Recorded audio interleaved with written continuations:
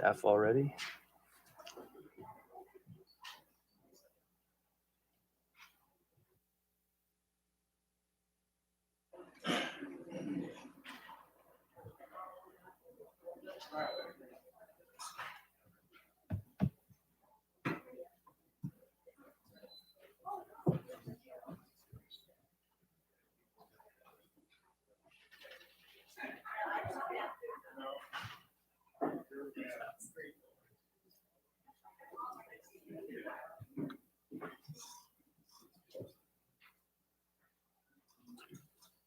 All right, everyone, good evening and welcome to the Dana Point City Council meeting of May 18th, 2021. We are now reconvened after closed session. And before we do the Pledge of Allegiance tonight, I just want to apologize for the fact that the air conditioning is out. It's going to get warm in here. We're not wearing our jackets up here tonight, not to be disrespectful to anybody, but just because it's pretty uncomfortable. With that, we'll have a Pledge of Allegiance tonight led by Councilmember Villar. Stand, face the flag. Right hand over your heart. Ready, begin. I pledge allegiance to the flag of the United States of America and to the republic for which it stands, one nation, under God, indivisible, with liberty and justice for all.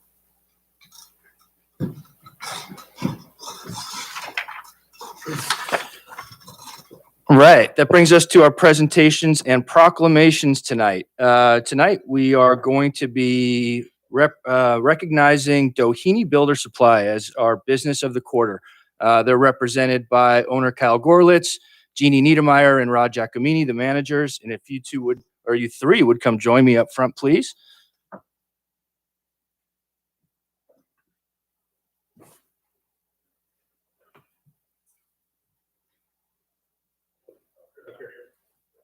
Yeah, right in the middle.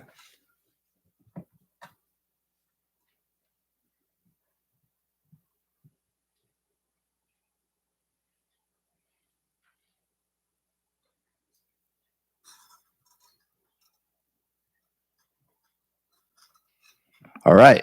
Thank you guys for being here. So there probably are a lot of residents in Dana Point that are not familiar with Doheny Builder Supply. For those that aren't in the construction industry, they've been for over 45 years, been down in Las Vegas in Doheny Village. And we'll get to the exciting part here in a minute. But as a tourist town and a visitor serving community primarily, it's very easy to recognize our restaurants and bars and hotels, the businesses that most of us kind of know and best and are most familiar with. But we wanted to recognize a business that's doing something unique down in Doheny Village. And Kyle and the team are opening a brand new door, window, and tile showroom on Doheny Park Road, really representative of what the city, the Doheny Village Merchants Association, and the entire planning group are trying to achieve with the Doheny Village Revitalization Plan. So you're ahead of the Doheny Village Revitalization Plan in that you're investing down there, creating one of those unique businesses in our unique, eclectic industrial part of town before the plan is even on the street. But we really wanted to thank you and recognize you for that. I'll tell you that Doheny Builder Supply Kyle also owns Gary Bell Concrete. And so if you guys have ever seen the concrete trucks with the flames on them, you are literally part of the foundation of this city, because I watched hundreds of trucks dump yards and yards of concrete on the corner of PCH and Gold Lantern a few weeks ago. So this business is literally part of our bedrock. And for that, we want to thank you for what you're doing, wish you good luck, and thank you for investing in Doheny Village in particular. To that end, we have for you here a certificate of recognition for Doheny Builder Supply as the City of Dana Point's business of the quarter. We take great pleasure in featuring Doheny Builder Supply at 25789 Las Vegas Avenue, Capo Beach, as well as their new showroom at 34276 Doheny Park Road, Dana Point, California. We're excited to see your business flourish and grow with the expansion. Doheny Builder Supply is a staple in South Orange County that for over 45 years is a one-stop shop for residential and commercial building materials, championed by an outstanding customer service. Doheny Builder Supply offers an assortment of in-stock custom-made products with their expert staff on hand to assist. There's no project too big or too small for them to tackle and fulfill. On behalf of the City Council and the City of Dana Point, we congratulate Doheny Builder Supply on your recognition as Business of the Quarter, and thank you for all your contributions to the community. We wish you continued success in the future. Thank you very much. You're welcome. Want to say, they'll get the pictures in a second. Want to speak first, Matt? Sure. I'd like to thank the mayor and thank all the councilmen, and I'm having a hard time with the mask, but I'm doing my best. We acquired Doheny a few years ago. Love the community. The city has been first class to deal with on every aspect of the business, and both on our concrete side and on the building material side. We tried, when we took it over, we literally kept every employee, let the leash off them, and really let them do a family business. So I'm excited for what the future brings. We doubled our business last year, and it looks like we're on the pace to do that again this year. So very excited for the future of the company. Fantastic.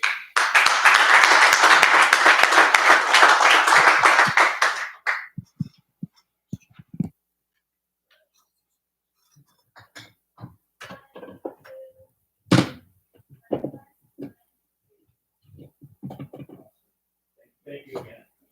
Thank all of you. Congratulations.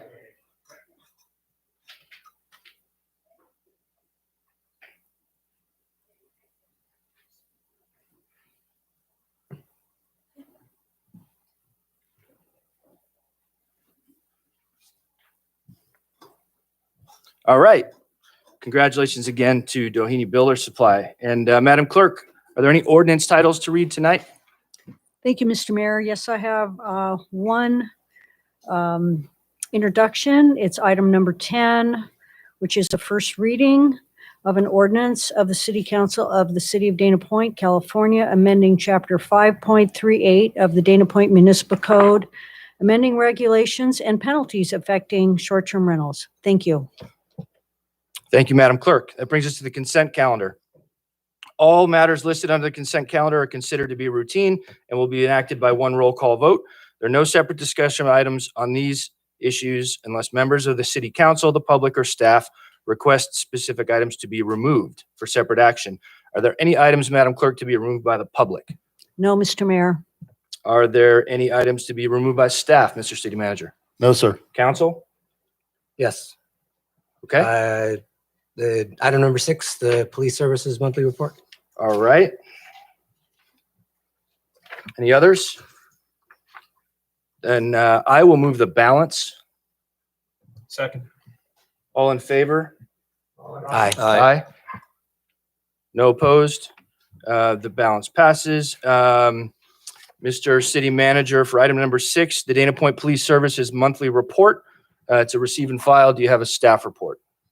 Very briefly, this is our standard monthly report of crime statistics. I believe all the council members have seen it many times. I'm not sure that we need to walk through much of it. If you have a specific question, I have Sergeant Isaac Felter here representing Orange County Sheriff Department. I do. There was a slide on, I want to say drag racing. I think I'm showing my age. I don't think you call it drag racing. Street racing, maybe that's it. Is that, it was a different slide. It's just a picture of a car. It's that one. Is that on there because we're having issues with that, or is that just a general topic that is affecting all of Orange County? It does affect all of Orange County. The topic comes and goes depending on summer months and flow and all this. So we're always looking to partner to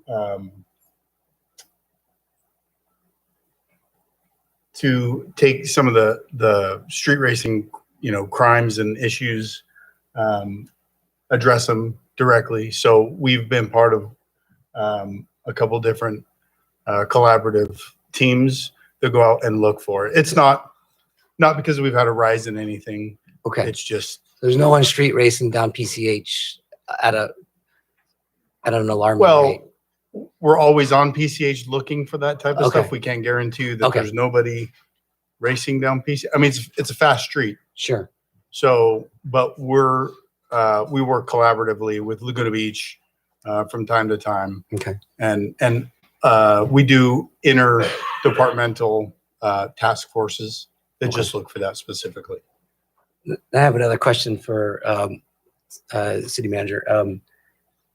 Maybe you've gone this already, but to me, I think it would be helpful and useful for the residents to maybe get a quarterly report or a semi-annual report from police services on this. I mean, I know it's always on the consent calendar, but it would be nice to talk about it so we can kind of highlight what our law enforcement is doing. Is that something that we've considered in the past? Is that something that we can consider or not necessary? Well, not unlike what you did tonight, pulling it off the consent calendar, we can do that on any one of these and go through the details of the stats. Okay. All right. Thank you. That's it. Thank you, Mr. Mayor. Any comments or questions from the council? Item number 6, Mayor Pro Tem Miller. Thank you.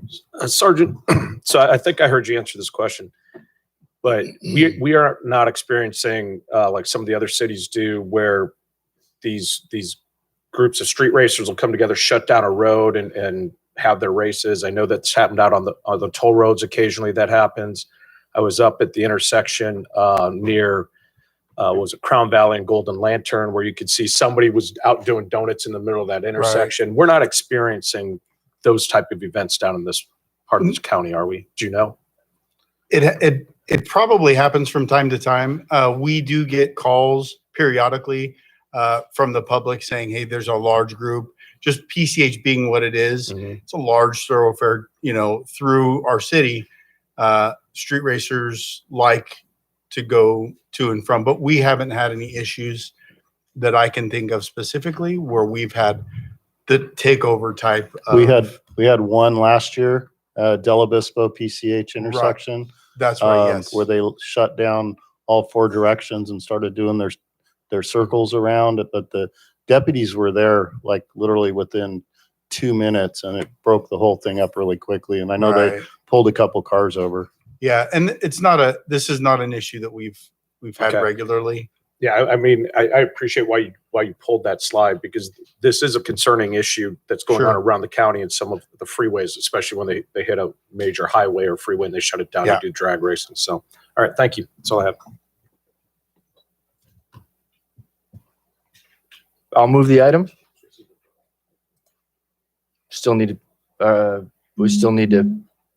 We're good? All right.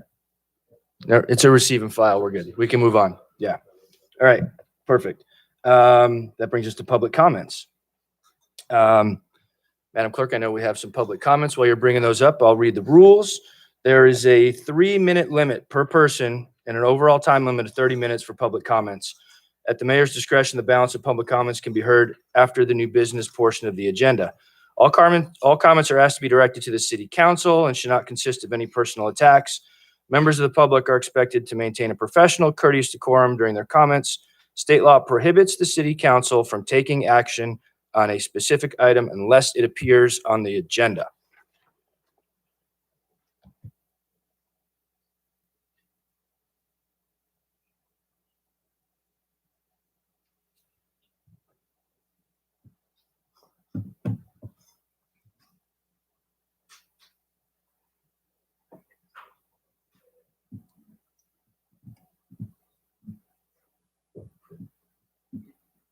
The first speaker tonight is Eli Wolf from Dana Point.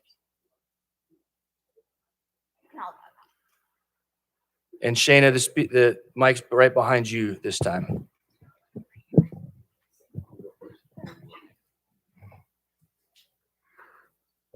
Good evening, and thank you for this opportunity, Council. My name is John Bebo, and I am the manager of the Dana Point 11U select team called the Tsunami. If you're unfamiliar with the select baseball program, it is a Dana Point Youth Baseball's version of a travel ball program. The idea is to allow for more competitive experience while staying true to our local community league. There's an added benefit that we do not charge monthly fees like travel ball teams, which usually exceed $300 per month, not including tournament fees. We firmly believe that baseball should be enjoyed by all children, regardless of their economic situation. As manager of this team, I think the concept that I want you to understand is, for us, it is all about the boys, and it is about so much more than just baseball. My main goals are to teach these young men how to play this game the right way to be a positive impact on them as young men, because this is about life lessons and character building through sports. And to do all this with class as we represent the city of Dana Point. We may not win every game, but we will be the classiest coaches, players, and parents in every game we play. The boys are not going to win every game, but we will win a lot, but we will do it with respect for teammates, opposition, and yes, even the umpires. If you want to teach a young boy life skills, encourage them, challenge them, and build them up. Yes, even at 11, they have a picture of what the world will throw their way. Life has its share of heartaches and loss. People get sick, loved ones die, pandemics hit. But we provide a safe haven away from the challenges of life to give them an opportunity for enrichment, for friendship, success, and even failure. We teach these young men resilience, focus, commitment, and dedication. It's about character building. It's about civic involvement, like having these young men here tonight. About giving back to our community and academic success. We teach these young men that authority should be respected, discipline and hard work rewarded, family made a priority, and humility considered a virtue. We teach the value of making mistakes and being humble. It's not a win-at-all-cost mentality. However, our boys do win, and they win a lot. This spring, we went to Arizona, and we won the Triple Crown Spring Training Championship, where they went undefeated against teams from Northern California, Los Angeles, San Diego, and yes, even Texas. Since the official start of our season, our boys are 17-1-1. Their success has garnered national attention, and they've been invited to participate in the Perfect Game World Series in Marietta, Georgia, in less than a month. This event is contested by the absolute best of the best, with teams from coast to coast battling out for the right to call themselves World Series champions. This year's tournament features teams from California, Texas, New York, and Georgia, New Jersey, Tennessee, South Bend, North Carolina, Arizona, Utah, Missouri, and on and on and on, and yes, even Puerto Rico. But unlike any season before, it features a team from Dana Point. Sir, just the sound was your 3 minutes. I know you've got a lot of I am guys behind done you. here, council member, Fantastic. or mayor. I want to thank you though for your support, and I know these young men just want to get up here and say their name publicly, and thank you as well. Fantastic. So with that, thank you. Thank you so much. Gentlemen, I don't have all of your names, so you guys go ahead and say them. Say what you'd like. You each actually get 3 minutes if you'd like to use it. Go ahead. Good evening. Good evening. Good evening. My name is Eli Wolf. I am 11 years old, and I'm in my elementary school is Del Abisso Elementary. I play for the Dana Point Tsunami 11U. Thank you for your support. Thank you. Hi, my name is Wyatt Clark, and I'm very grateful for your support. Hi, my name is Tanner McCrae, and thank you very much for your support. Hi, my name is Ryan George, and I am 11 years old and proud to be part of the Dana Point Tsunami.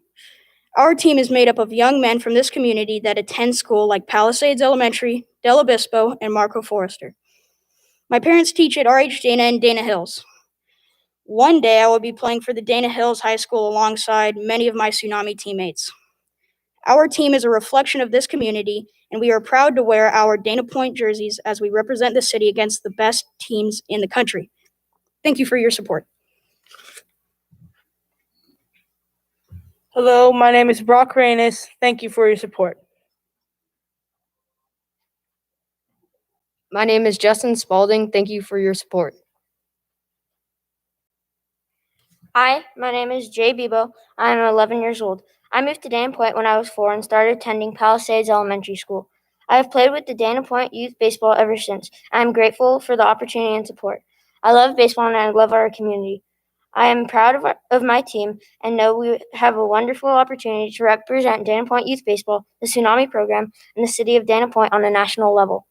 During the COVID pandemic, our team stayed active with Zoom meetings, social distant workouts, and even homework assignments, like writing baseball poems or doing a test on Jackie Robinson and his impact on the game we love. Baseball has kept us engaged, and it has taught me to work hard and never give up. I'm so thankful for this game and your support.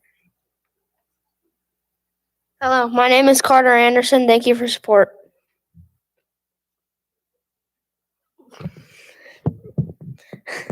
Hello, my name is Jack Hogan. I love baseball and thank you for the support. Good evening, council members. My name is John Pintar and I'm 11 years old. This is my first season playing with the Dana Point Tsunami team and I'm excited to be here this evening. First, I would like to thank you for your support of our league and our team. The fields we play on are some of, if not the nicest fields in Orange County. Our team is special. My teammates and I have an opportunity to represent this city on a national level playing against the best teams in the nation. We want you to know how serious we take this honor. It's more than just baseball to us. We pride ourselves on how we represent Dana Point and the Tsunami organization on and off the field. Our coaches work hard to teach us the right way to play the game, from the way we wear our uniforms to the way we speak to the umpires and respect our opponents. Second, our coaches are teaching us the importance of making a positive impact on others. We will be doing that this summer by offering a free baseball clinic for 5 to 8-year-olds that play in our league or live in Dana Point.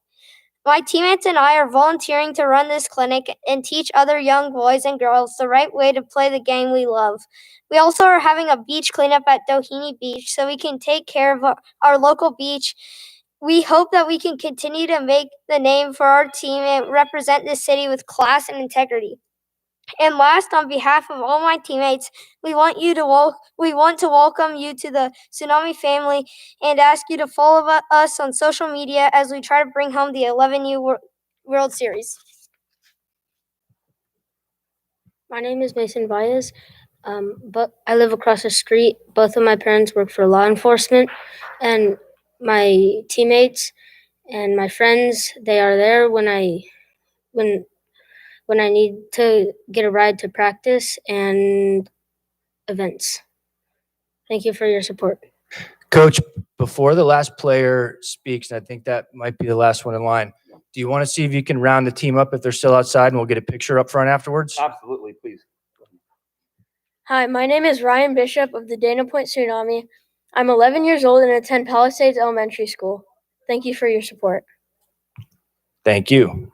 The boys are coming in right now. They would love the opportunity to take a photo in front of the council.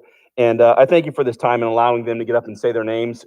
We talked about city council and how a city runs and operates. And it is important as a coach that they see how this functions. And also tonight to come here and let you know that we just found out about this tournament 2 weeks ago. We are in a very desperate plea to raise funds for this. We are almost there. But as you can imagine, moving this many boys and a chaperone across country in a 5-6 week period is very challenging, but we are almost there. So boys, come on in and stand in front of the council members. Yeah, we are looking for a grant of $5,000 from the city All right, thank you. to help offset our travel expenses for these boys.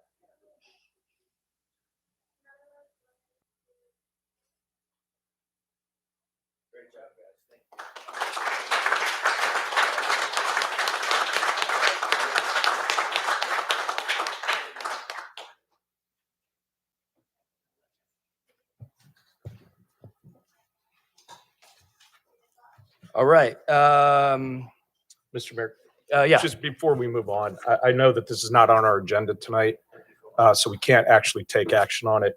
But I'd like to remind the council that this is well within our city manager's spending authority, and it's a short time frame. Looks like he's got that duly noted. Wayne Yost from Dana Point.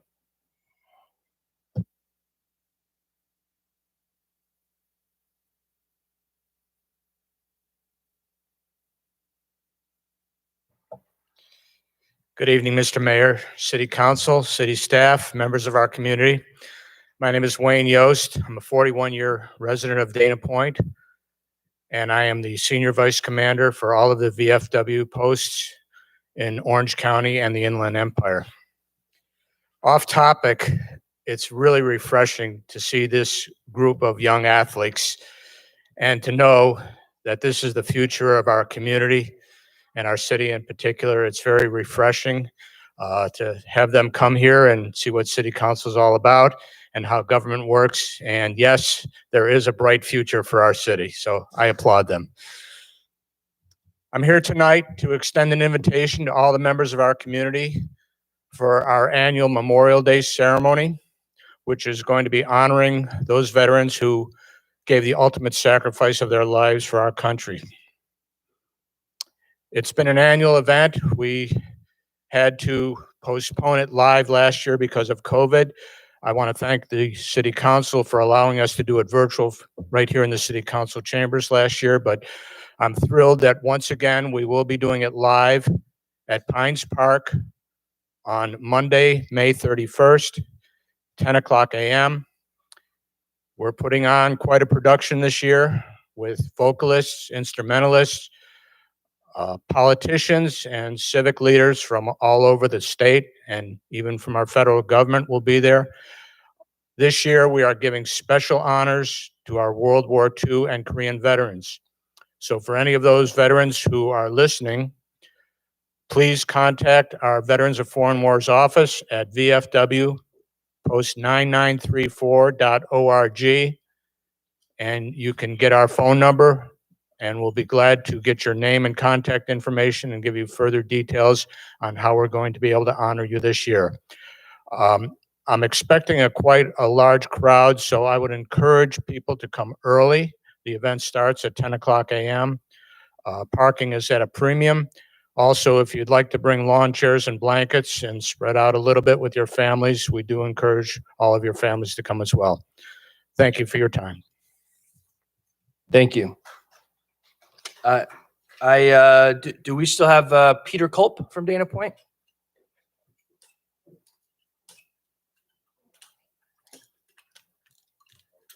Hello, Council.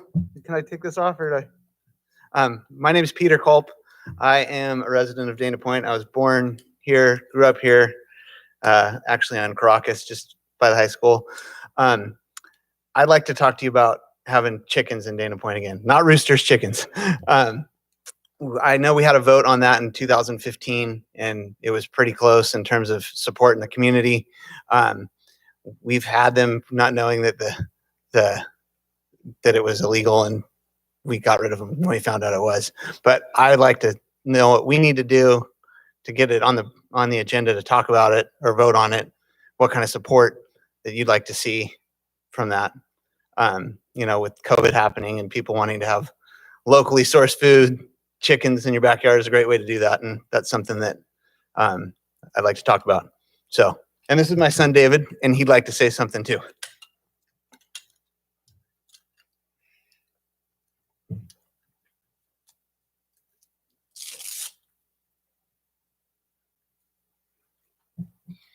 I think chickens have helped me a lot, learning how to have good responsibility. And when my dad's has broke his leg, I've helped a lot more, including the chickens. So I think they're a good responsibility for 9-year-olds like me. So, and then for me, is there anything that would be useful for me to do to show support in the community for that you would like to see to see that on an agenda item? It's not the sort of thing we can sort of give you direction or take action on tonight, but if you reached out to our email addresses, that's certainly something you could let us know about. All right, sounds good. Thank you. I appreciate it. Say thanks. Thank you. Thank you. Thank you. Those are all the general public comments that I have. Madam Clerk, are we good? All right. Thank you very much. Moving on with the agenda, that brings us to our public hearings. We do have one public hearing tonight.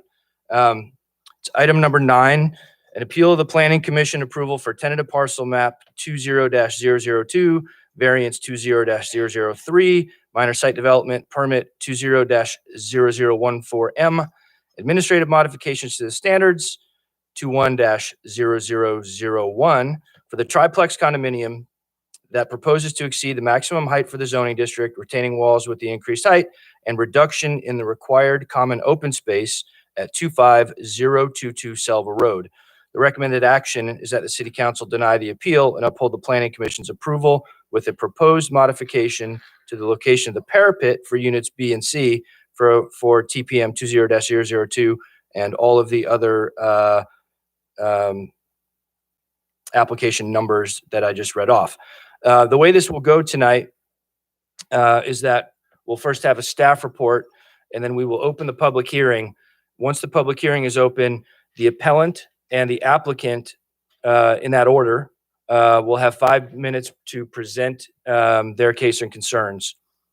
We'll then ask for public comments, and then the appellant and applicant will each get 5 minutes for rebuttal, followed by any final comments from the staff, questions from the council, and action from there. So just so everyone kind of understands how this is going to go. And that being said, Mr. Champa, it looks like you have the staff report. Correct, Mayor. John Champa, I'm the case planner for the requested project identified as the Selva Triplex. Just to give you a little background on the property, we have the vicinity map here identifying the project site located within the RMF 14 zoning designation. The lot is an interior lot at 8,287 square feet. The site is the location of an inland canyon and has a average slope of 17%. Some of the constraints associated with the lot include, as stated, the 17% slope, the city's required driveway access slope requirements in that the maximum grade for the first 10 feet is 10% and then thereafter is 15.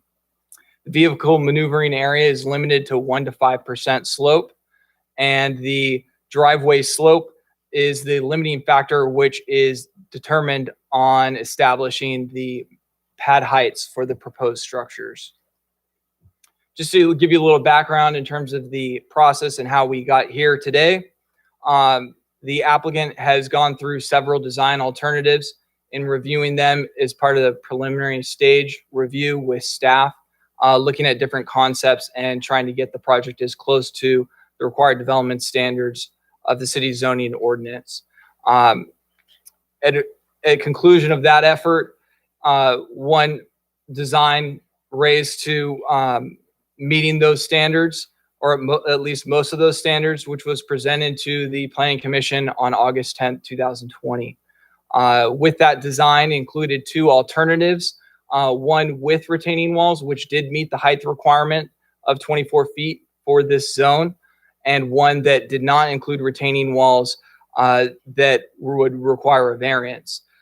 The retaining walls were one of the key components of the discussion, and the Planning Commission direction to the applicant was that the retaining walls could present an issue, given that it would result in additional structural elements of the project that would be close to the adjacent developed property. And so with that information, the applicant moved forward with the project with the variance, which was reviewed by the Planning Commission on February 8th. The Planning Commission continued the project to give the applicant more time to provide information to the adjacent neighbors, which were concerned about the project. The project then moved forward to the March 22nd meeting, which was approved. And on April 6th, the application was subsequently appealed.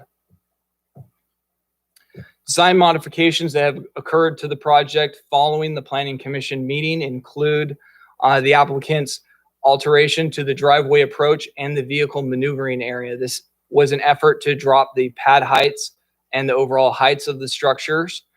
This would resulted in a reduction in Unit A of 0.7 feet and Units B and C, which are the back building, of 1.36 feet.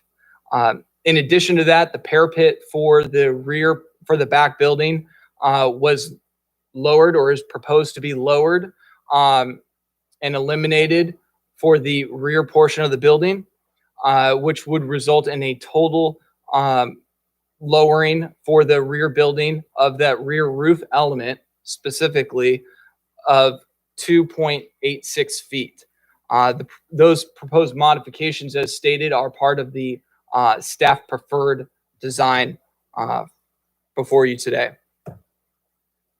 Project scope in a brief summary are for 2 residential structures, which would encompass 3 units. The units range in size from 1,200 square feet to 1,400 square feet.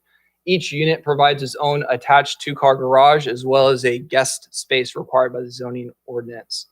Unit A is proposed to be 31.8 feet, and Unit B and C, or the back building, are proposed to be 28.64 feet. Now, these measurements are reflective of the preferred design modifications that have been incorporated into the project.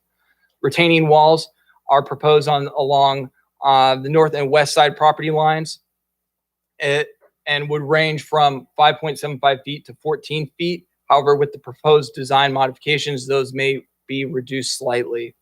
The height variance does require story poles, which have been erected onto the site since February. The entitlements required for the project are the tentative parcel map, which is required for the separate ownerships of the individual units, the height variance as stated to exceed the maximum height for the zone, the minor site development permit, which is required for retaining walls to exceed 30 inches above grade, as well as administrative modifications of standards to allow for a reduction in the common area open space requirement. Here we have just some quick photos of the project site along Selva Road and Calle La Primavera. As you can see, it is a vacant lot. We do have the story poles erected, and as you can see, you know, the sloping topography of the site here. This slide is the site plan as illustrated. The vehicle access is along the north elevation, which would enter into the first building, Unit A, and then the 2 buildings are separated by the vehicle guest or the required guest parking space, and then the 2 units are located in the back building at the back of the lot. This is the development standards table for the project, illustrating the project's conformance with the required development standards. As noted, the required height is not in compliance and is requesting the variance, as well as the common area open space, which is requested the reduction through the administrative modifications of standards. Here we have the rendering of the project. As you see, it was the modern design illustrating the property from the left elevation as well as the right elevation along Selva Road. Here we have the south elevation, which is abutting the appellant. Here we have the adjusted heights of the structures as represented here, and as well as illustrated the parapet area that would be removed, which would lower the rear roof element,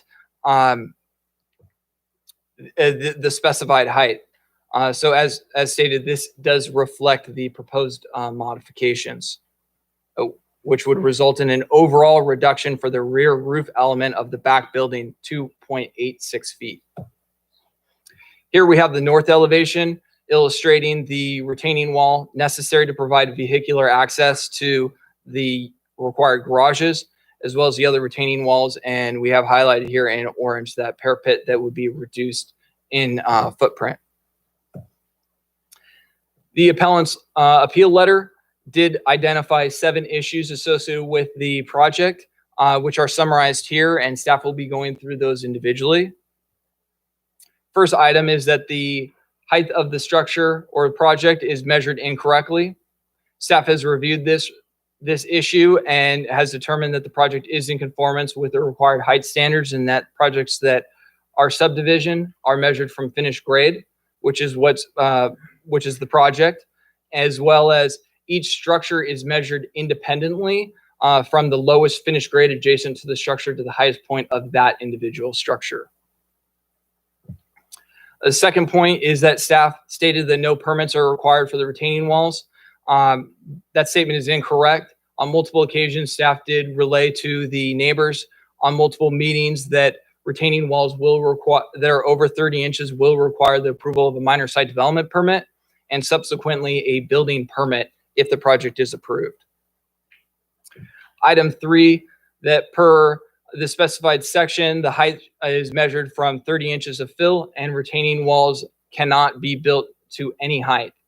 As the section identified is specifically implemented or included in the city zoning ordinance to allow for gravity flow drainage to the street with a credit of 30 inches of fill. Now, this is not an applicable application of this standard as the project site cannot provide natural gravity flow drainage to the street. Therefore, the project is subject to 905-110A5, which requires subdivisions to be measured from finished grade. Additionally, retaining walls over 30 inches of grade do require the minor site development permit to ensure that the retaining walls are as low as possible and do require to meet the required findings for the project and are discretionary. The fourth point is that additional driveway slope would lower the structures. As proposed, the driveway is at its maximum 15%. However, the applicant did look at modifying the the driveway approach and the vehicle maneuvering area, which, as stated, is the preferred option that was provided to the city council, which would result in lowering of both building pads. In addition to that, the parapet footprint for the back building has been reduced in size and would result in an overall lowering of that rear roof element to 2.86 feet. The driveway access is incorrectly located for the corner lot. This statement is incorrect as the lot is an interior and does not have any access to Kyla Primavera. Sixth point is that a variance must be granted on the basis of a hardship, not convenience. Several alternatives were evaluated to ensure that the request was not a matter of convenience, as well as the stated challenges associated with the site related to the topography, as well as the city's required vehicle access standards, which do result in a hardship condition. The last point is that a variance should consider the impact of the value of the neighboring properties that are existing. Now, the city does not protect private views. However, the applicant did look at opportunities to lower the height of the structure even further, which is the modified vehicle access design that is the preferred option, and did result in a reduction in the rear roof element height that would improve the applicant's view. Staff is recommending approval of the requested project, subject to the attached resolution and conditions of approval. That concludes staff's presentation. Thank you very much. We will now open the public hearing. And the appellant, Mr. Brett Lindstrom, you'll have 5 minutes. You'll hear the Madam Clerk is the timer set for 5 and no longer 3 minutes, just to make sure. You can hand it over here to the clerk and she'll make sure they're passed out.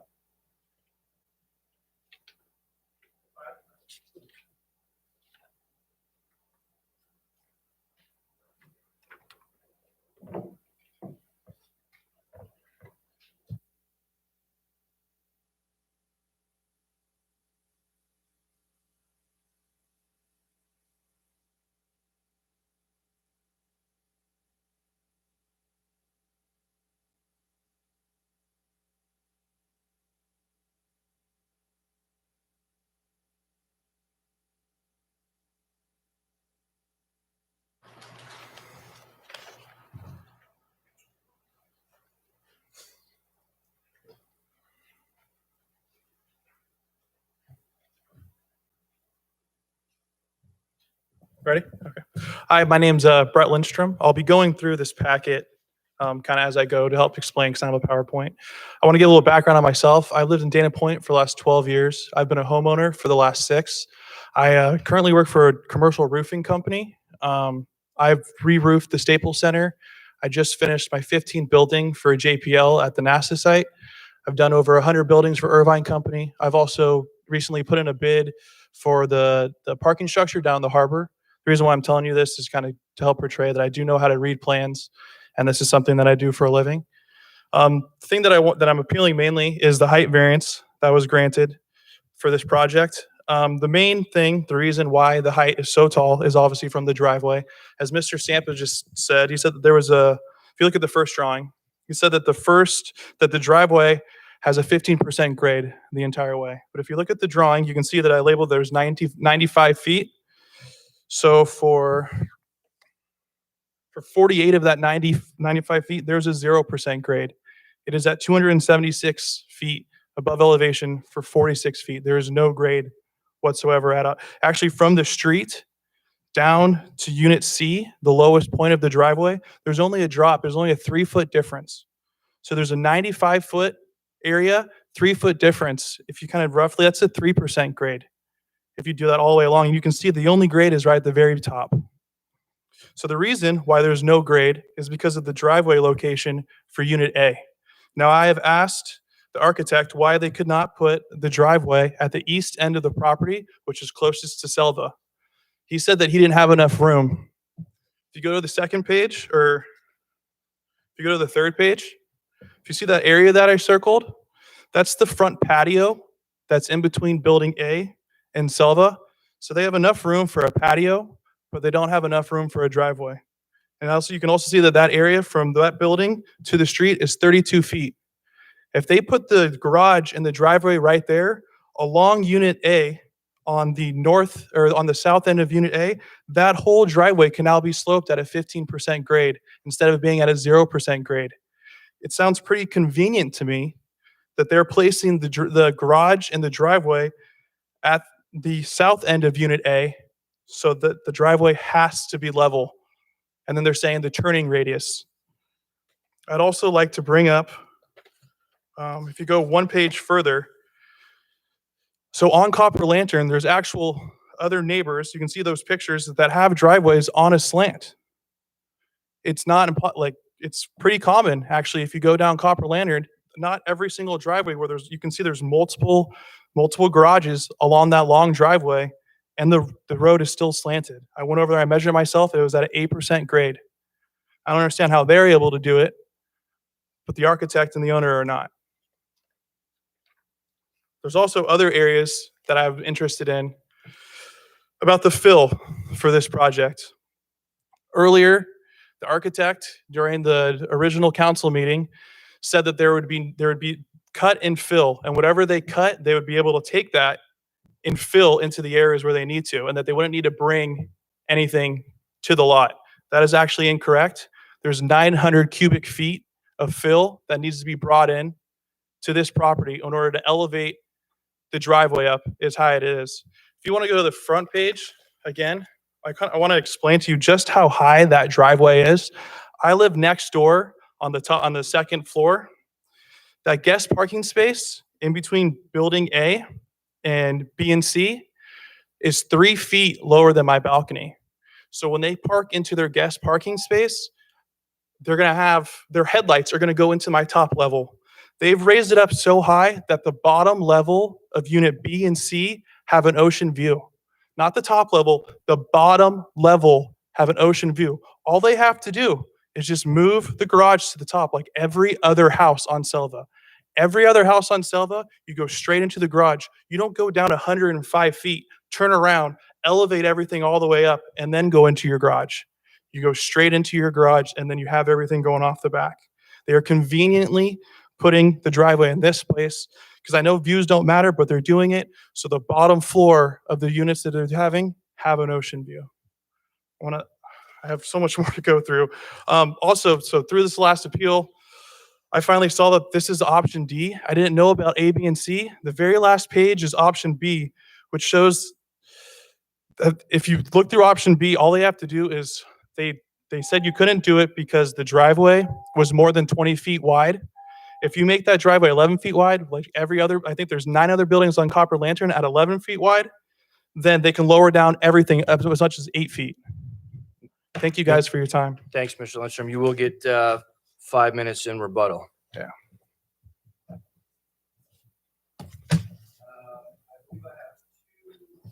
cards here for the applicant.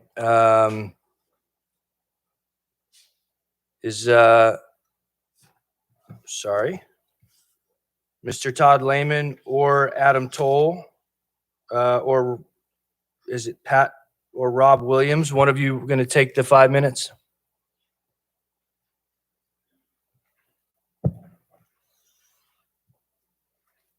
I can take the mask off? Sure. Perfect. I'm dying. Good evening, Mr. Mayor and Councilman. My name is Rob Williams. I'm with Studio 6 Architects. We're the architects for the client. And not a lot. Jonathan did a very good job of the presentation, the PowerPoint. But I do want to kind of land on a couple things that the appellant did say as part of my presentation. We started this project in March of 2019. And knowing that the project and the slope of the property was going to be challenging, we worked closely with staff at various options. Ultimately, the first option that we submitted to the city at the time was in June of 2019. And it didn't meet code. It had a driveway in the front. We actually, believe it or not, the first option we had, we looked at putting a driveway in the front facing Silva.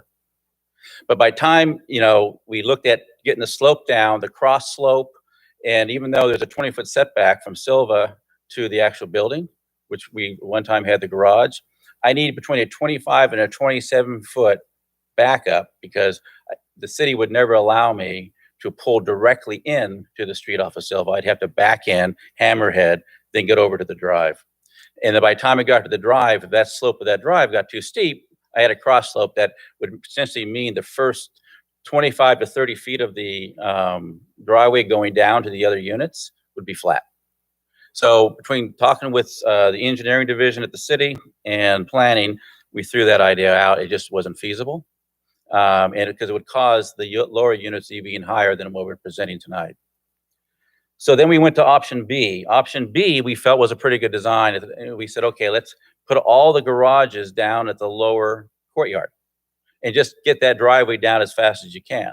Problem is I need to shift the garage outside of where I have my common parking space for guests. So I had to shift the building, which allowed me only a 12-foot driveway going down to the courtyard. We submitted that back in October of 2019, came back from staff in December saying that we won't allow because we have more than 2 units, we have 3 units, we won't allow a driveway to be only single at 12 feet, we need 20 feet.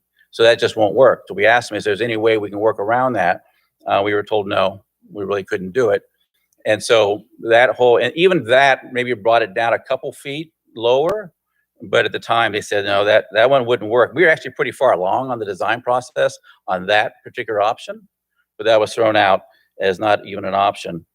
So then we started kicking around a couple of different options. Option C, we looked at flipping the driveway over to the appellant side to see if we can kind of get around that way.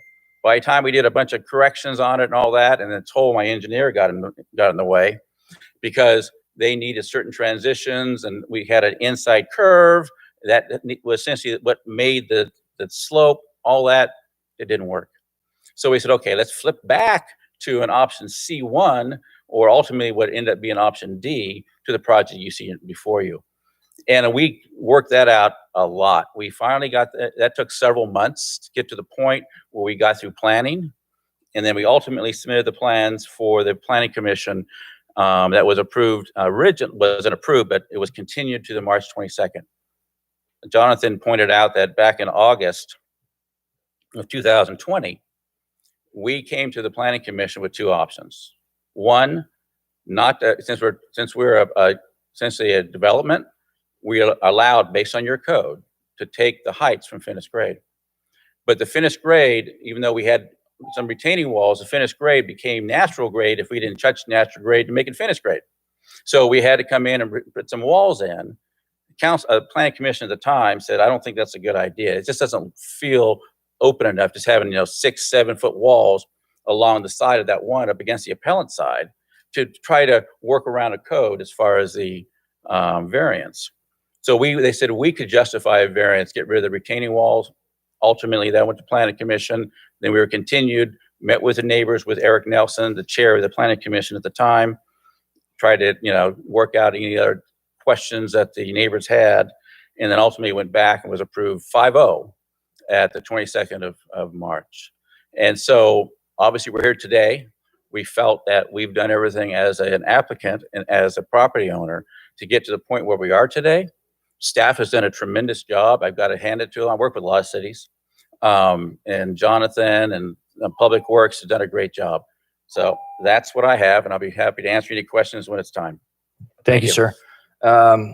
We do have some comments from the public. Mr. Tim Wolford from Dana Point. Evening. My name is Tim Wolford. I own a residence adjacent to the property that's in question tonight. I live underneath Brett, who's filed this appeal here. Quite the education in civics I've received the last 4 months. And gentlemen, I have to say that I am appalled at the level of deceit, the lack of transparency, the lack of oversight to this whole process. What I came here to speak tonight has changed radically in the last 24 hours in finding out that, yes, in fact, there were other plans up for consideration. A question I had asked the Planning Commission, the Community Development Department, the architect during the last 4 months. What we're looking at right now is an option that all along I've been told could happen without any variances occurring whatsoever by putting what the architect has described as this 8-foot retaining wall in.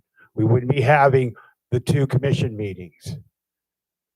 What I propose to you guys is that is completely false, and there will be variances required for that in addition to whatever variances are being required now to do the project as it stands. Every design requires a variance. Every single one. So the premise that this project could go on without any variances is completely false. And I'm only learning, as I said, in the last 24 hours, that there were other designs possible. Now, from the beginning, when we found out about this 4 months ago, and today I just learned this project's been in the works for well over a year, and we waited till January to get any input to what kind of impact it's going to have on the neighbors. The developer was instructed by the commissioners to contact us, have conversation. It never occurred. That's why this thing has been postponed. It took 2 meetings, commission meetings, to make this happen. I am completely frustrated with how this whole thing has gone down. And now here we are, set to make a decision as changes are being made today. Changes to the design are being made today, and you guys are going to go through all this material and make a decision. Thanks. Next speaker is Gail Lorton.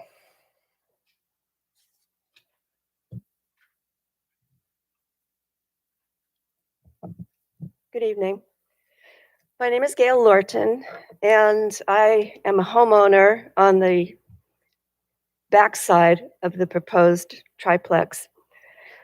I've been a resident of Dana Point for over 40 years, and I've seen a lot happen within this community. A lot of it's great. It's nice to have a quiet community where I live, actually. And the reason I'm here is because I don't like the idea that this unit is going to be like right on top of my unit, basically. short of this being like an Airbnb type hotel type opportunity in a quiet neighborhood, my concern is that the dirt that has been brought in, the buildup could be a potential mudslide onto our property. Now, I know that there's going to be a 5 or 6 foot wall put up there right on our property. And actually, it's extended into our property a bit. So we're going to have to remove a fence and an irrigation system in order for them to put up that retaining wall. Ultimately, I'm concerned that the decks are all too close and it's going to be almost hanging over our property, not hanging over it, but it's going to be so close to it that you're going to feel like you're infringed on your private life. Anyway, that's it. And I'm opposed to a lot of it right now. Thank you, Ms. Lorton. John Pitson, Dana Point.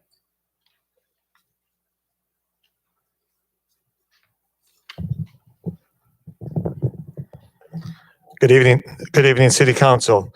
While we are not opposed to a building on this lot, the variances being approved are excessive, 30% higher than existing buildings and height restrictions established by the City of Dana Point.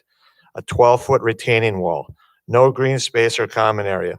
The Planning Commission continually mocked us by asking each other numerous times during the previous hearings, does Dana Point guarantee views? No, I don't believe they do. No, they don't. However, not once did they truthfully share all these variances are all about guaranteeing the view of this project for all 3 units, especially Unit A. Why would you need a 12-foot, I guess it's 14-foot, why would you need a 14-foot retaining wall other than to build up like a castle on a hill, rather than make this at the same grade level as all the other buildings in proximity? This project towers over all neighboring residences by 8 feet. You know why? For the view. So the developer can make money at the expense of all the existing surrounding buildings. Great views granted and given by the Planning Commission. The developer isn't even going to live there. What does he care about the neighborhood? Why would you give all these concessions for a non-resident and with no regard for long-term tenants of this neighborhood? This new height of 32 feet for new construction is going to set a bad precedence for any development going forward in Dana Point. How can you allow this and deny future projects that want to go 30% higher than their neighbor and the city height limits so they too can have a view? This project is all about a view. Okay, it has nothing to do with our view. It has to do with their view and them making money. I ask you, City Council, to protect the integrity of Dana Point now and in the future by rejecting this project. Thank you. That brings us back to the appellant and the applicant. You each get 5 minutes for rebuttal. Mr. Lindstrom, when you're ready.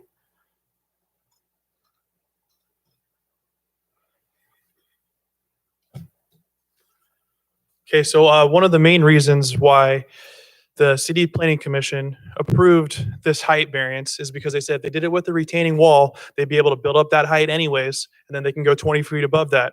But per code, you're only allowed to not count the bottom 30 inches of the retaining wall. So they are proposing to have an 8.5-foot retaining wall and then build up another 24 feet. 30 inches, it's still 6 feet variance. So even if they did the retaining wall, they would still have to apply for a variance. As far as the driveway, so like I said, I used to rent in Dana Point. I live on 33855 Copper Lantern. I thought to myself, okay, that was a 4-unit property. There was a skinny driveway going down to the 4 parking spaces. I'm gonna go down there and measure it. As I'm walking down to it, which is only 9 buildings away, 18 on each side, I passed 9 other buildings that have a driveway that's smaller than 11 feet. That driveway that I lived at that has 4 units was 10 feet 4 inches.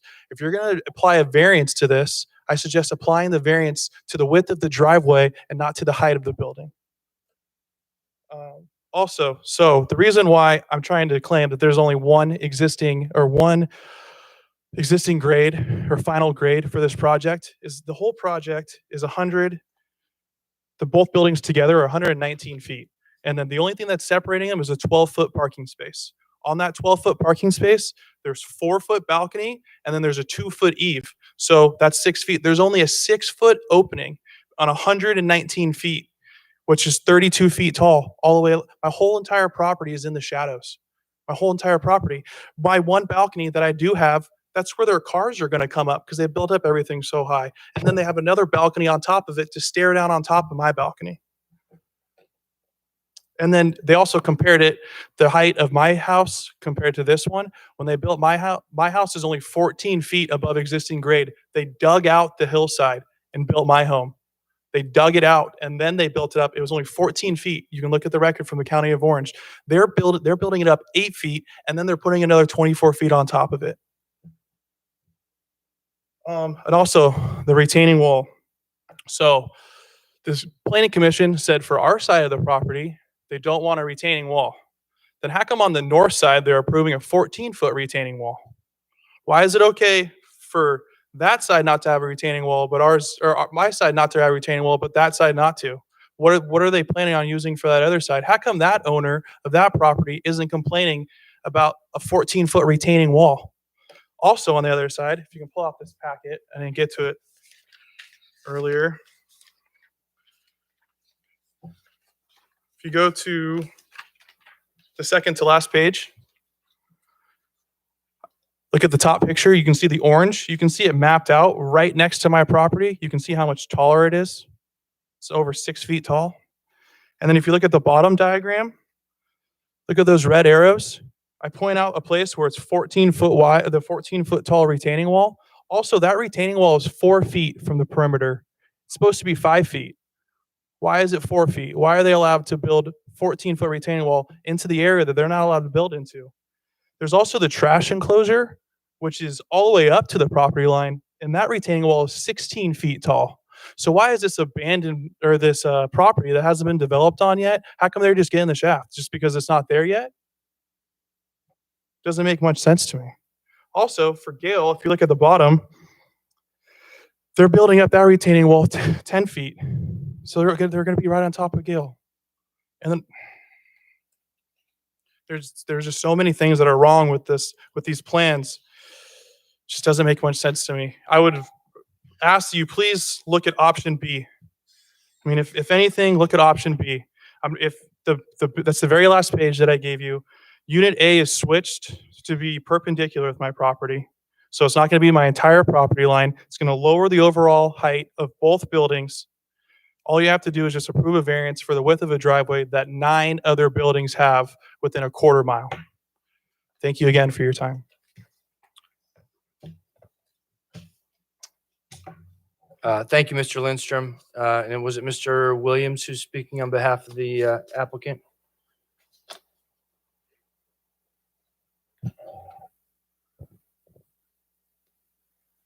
Yeah, it's just a couple things to kind of go over based on what was said today. Actually, the guest parking space, in order for the 2 buildings to not be counted as one building, there's a minimum separation of 10 feet. Even with the overhang, they go by wall overhangs and all that. We have a 12-foot because we knew that the overhang for the balcony is around 2 foot. So that gives you still a 10-foot clearance. Overhangs themselves, as far as roof overhangs, can encroach into that, just like they can encroach into front yards, they can encroach into side yards. So that doesn't really apply as far as, the separation that's required by planning. Regarding the appellant's property, obviously they come off of copper. As you hit Silva, hit copper, it drops way down. So they're able to come in off a lower drive. And pretty much all the homes down there, pretty much all of them were built back when there was a county. County requirements as far as driveways, slopes, and all that are a lot different than the city of Dana Point. And I know he had mentioned that there's several homes on Silva that have driveways or garages facing Silva. I drove Silva, I counted 2. So again, we looked at this as one of our first options. It just didn't pencil out as far as the requirements for the planning and for public works. We had an initial meeting prior to the planning commission with the neighbors. In fact, Jonathan from planning attended that meeting with us when the polls went up. After that meeting, I understand Nelson had his own meetings with the neighbors, and then at the February meeting, he felt it would be a good idea to have another meeting. That's why we were continued. And he attended that meeting along with Jonathan and the rest of the neighbors. And ultimately, he was satisfied with the project and as related to informing the neighbors, and we were approved on the 22nd of March. The other thing is the driveway itself, the way it's designed, and even with the revised one that we're kind of trying to get a little bit lower, about 2'10", if we get rid of the parapet and lower the drives. When you look at the city codes, you can't just drop instantly 15%.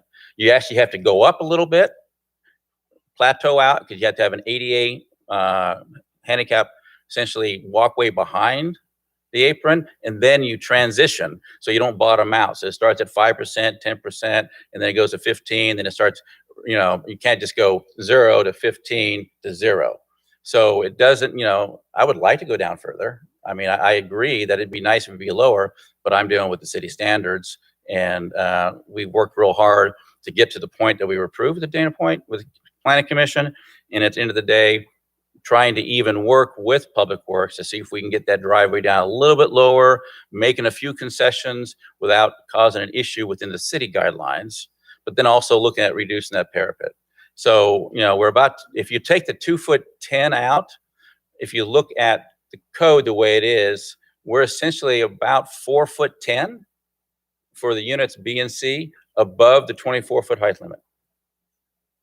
And back to as far as the retaining walls, if we added that retaining wall up on the sides to get that additional 4'10" and step it up as we get toward Unit A, because we have to deal with Unit A at the same time, that essentially changes my finished grade. There would be no variance. There's not a variance on the required for wall heights. It's a minor exception pointed out by Jonathan. So the retaining walls themselves are in place, and that's where the Planning Commission felt adding walls on the property line is not really going to change the overall height of the building. It's just going to eliminate the variance, and it's going to add retaining walls right on their property line. So they felt they could, the code is set up as it doesn't work for every lot. That's why within the code, there's the option of variances, and they felt, based on not putting the retaining walls in, that they could honor and approve a variance request. So that's all I have for tonight. Any questions? And not, I'll have a seat. Thank you, Thank you very much. What we have next is any final comments or closing remarks from staff before we get to council questions. No comments at this time. Okay, then I'll bring it up here. Council, in the interest of, I suspect a lot of us have very similar questions. If you could try to hold your questions to 5 minutes. We do need to go around again, we will. But for this first round, try to keep them to 5. We'll start with Councilmember Villar. Sure. Thank you, Mr. Mayor. Appreciate it. A question is it Mr. Williams, the architect? So I've heard from the appellant a couple times that he feels like you have some options to stay and not need a variance. Do you agree with that? Are there options that you wouldn't need a variance? There are no options to eliminate the variance except for putting the retaining wall, which would raise the finished grade. That would eliminate the variance. That's the only way we can eliminate the variance. The options that we looked at, like I said, we've been working this for 2 years to try to keep things as low as possible based on the driveway. We exhausted all those possibilities. As far as, even if we went to that option B they're talking about, where the Public Works would allow a 12-foot drive, which would be a variance to allow a 12-foot, we still couldn't get down quick enough, even with that, to eliminate the overall height variance on both Unit A and B and C. So we'd end up with 2 variances, reducing the driveway width to a single way and still have a height variance. So, and if you notice, if you go down into a 12-foot wide, we'd have to, as you're going down and somebody's coming up, I only have 12 feet. So that car then has to back onto Silva to allow that car to come up, or that car down there has got to back into the motor court to allow that car to come down. That's why the Public Works are real adamant that we need a two-way, code's real clear, 2 to 4 units, a two-way, 20 feet to allow that not to happen. So even with all the kicking around, the B and all that, we still would be with the height variance unless we add the walls on the property line. That's all I have. Thank you. Mr. Frost. Mr. Mayor, if you don't mind, I'd like to go towards the tail end of the questions, if that's all right. All right. Mr. Victoric. Thank you, Mr. Mayor. Since the applicant is at the podium, I'll ask you the question. You might recall the appellant stated that even if the retaining wall were added, a variance would still be required. Do you remember when he said that? I do. What's your response to that? It would not. Why not? Because we're essentially raising, remember the heights are taken from finished grade. Raising the wall is not above 30 inches, does not constitute a variance. So raising the wall up to raise the finished grade, that now is where I would take my height from. So if I can take my height from raising a wall that doesn't require a variance, and I go up 24 feet, I have no variance. Okay, and I can see, obviously, that'll be my question for you. If you go to the podium, I'll ask you a question. You have a chance to respond to that. Before you respond to that, maybe you've got something.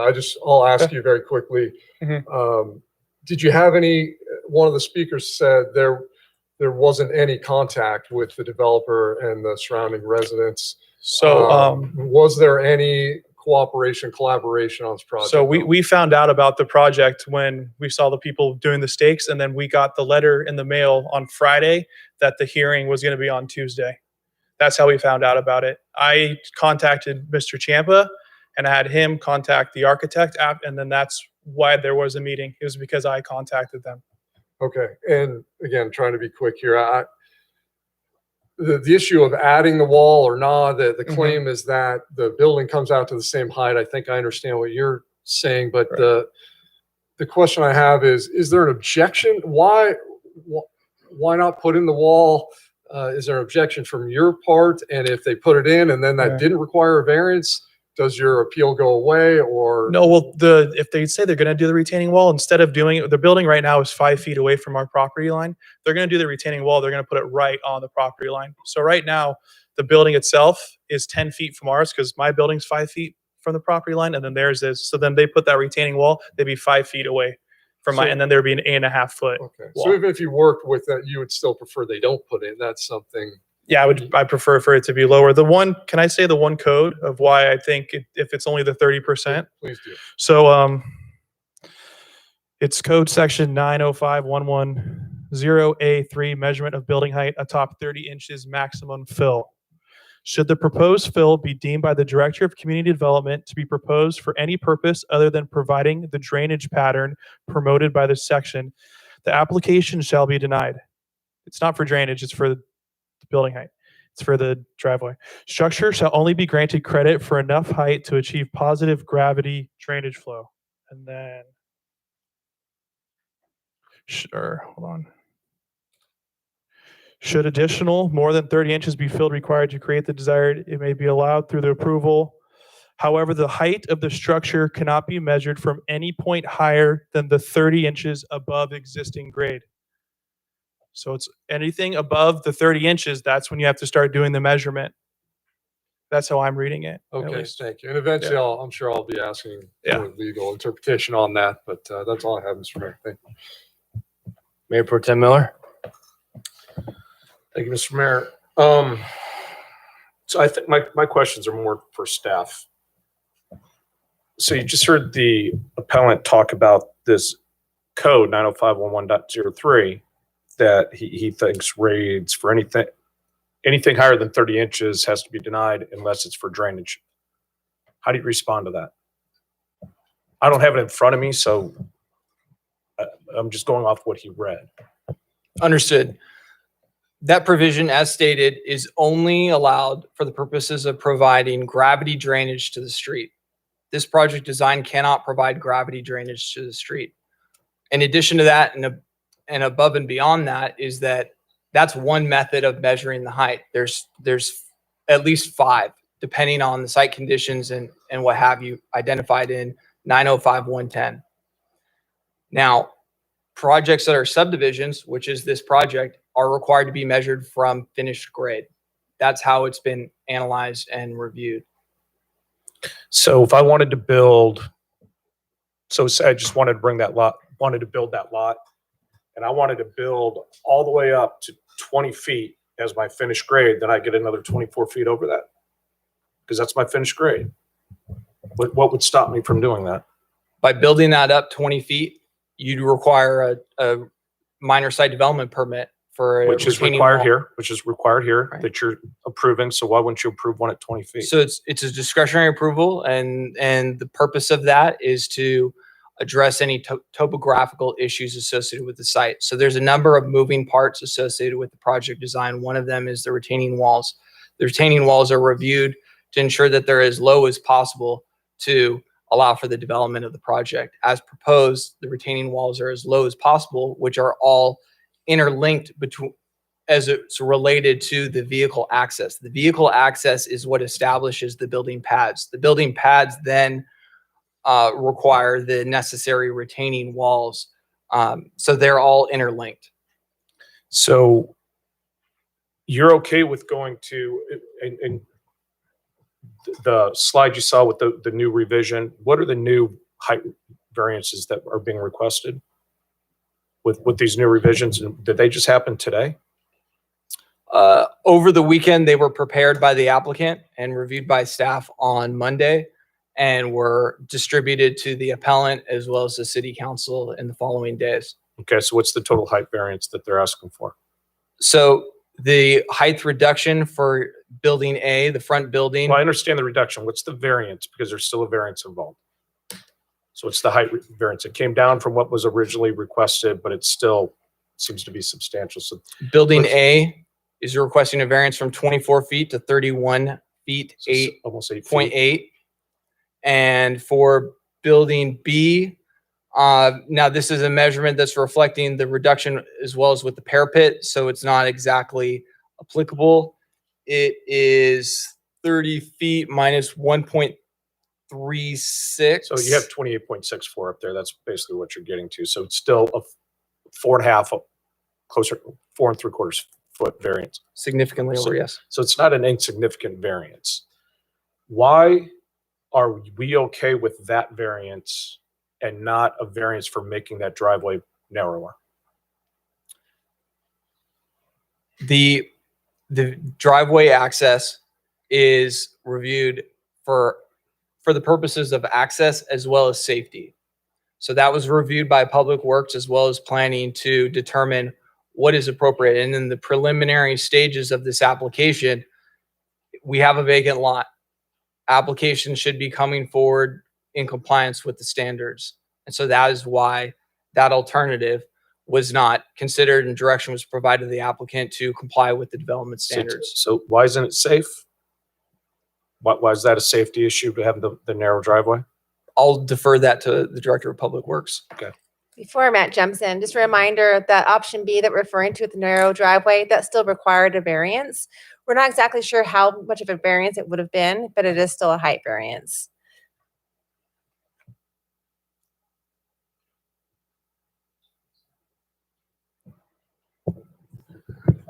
Councilman Miller, good afternoon. Can you just clarify the question so I get it right for you? So I'm not, they said that for the driveway, I asked why we couldn't do the variance there instead of a height variance. And Mr. Champa said it was a traffic and a safety issue. I'm wondering what's the safety issue with a narrower driveway? So just high level for us at staff, Public Works, you take a vacant lot, you're starting from scratch.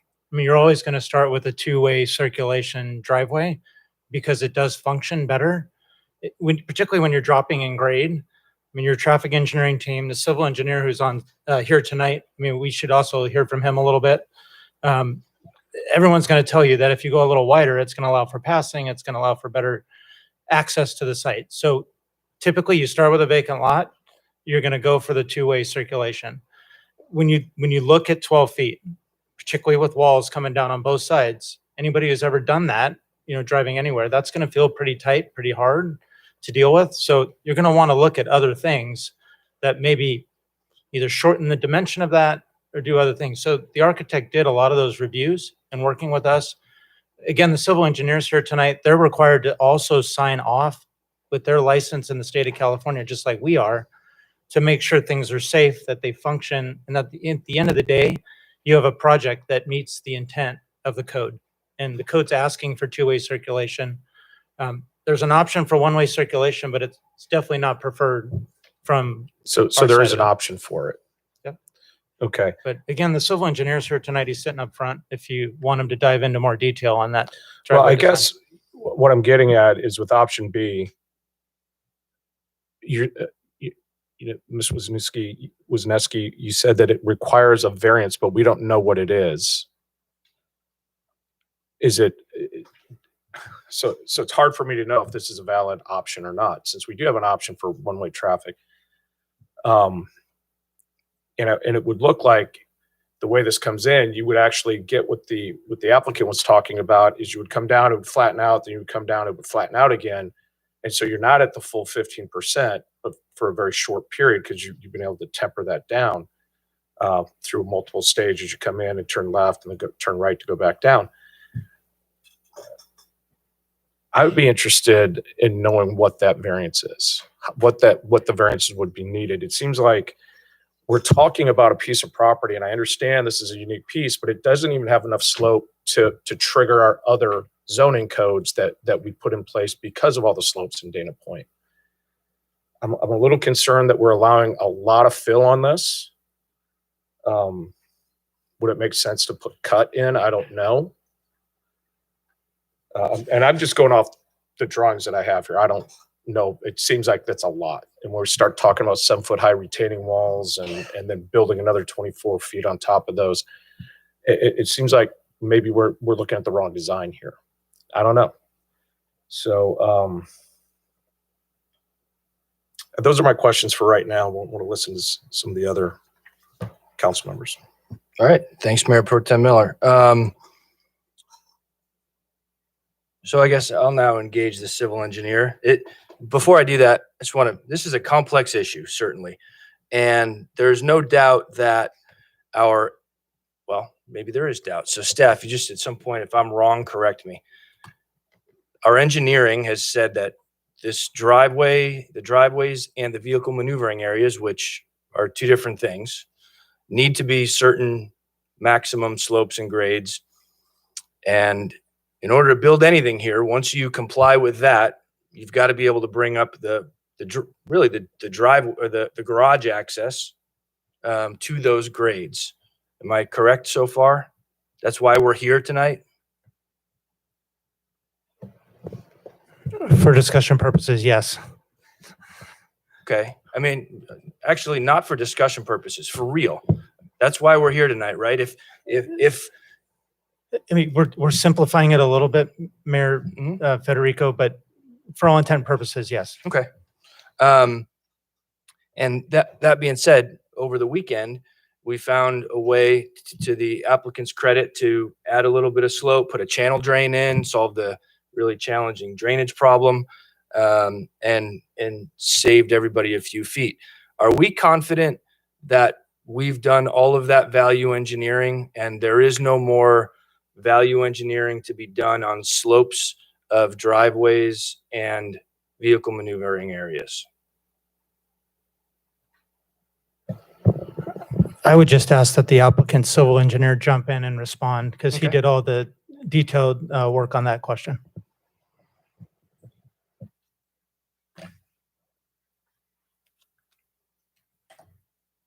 Is it on? Okay. Hi, Adam Toll with Toll Engineering. Good evening. Pleasure to be with you tonight. To your question, have we done everything that we can? I would say that we have. We have designed the driveway to the city's maximum slope. We've designed the drive approach off of Selva with the reduced height so that we can, keep the profile as low as possible, but still allow for some rise there to keep street drainage in the street and protect the property from any storm drainage. At the same time, we can't lower it to just about zero because you have a sidewalk coming behind it, and we need ADA access behind it. Once we provide that, we have adequate transitions from the flat areas to the steeply sloped 15%. And then we have kind of a minimum required transition at the bottom to the level area where the vehicles are going to maneuver. When you think about descending driveways, you have to consider safety, particularly when you have cars coming up to a street where you have a sidewalk, and visibility can be an issue, right? So you want to limit the slopes there so that as they're coming up, they can see any pedestrians that are coming by. The steeper the slope, the higher you're looking. When you're walking, you might not see a child who's walking across the front. So I think we've done what we can to ensure safety in that regard, while still maximizing the slopes and getting this thing down as far as we can. See if there are any other points. We've kept the vehicle maneuvering area. The code limits are 1 to 5%, and we've set it at about 3%. Once you get to about 5%, if you're kind of sideways on a 5% grade, you open your door, it's going to open itself for you, right? So we've tried to keep that level-ish so that we can still get slope out of it, still push things down, but still create a maneuverable area to work in. So I'm confident that we've done what is reasonable and what is safe for the public. And I guess, the last point was the 12-foot wide single access. On a descending slope like that, if you're coming into the property, you won't see somebody coming out. And the last thing you want is for someone to try to back out onto Selva Road while somebody else is coming up while traffic is moving there too. So I probably wouldn't want to be associated with designing a single access to multiple units like that. Okay, thank you. And then for staff, actually, while the applicant's still up there, is there a privacy screen or what is between the two buildings at the end of the guest parking spot along the property line there?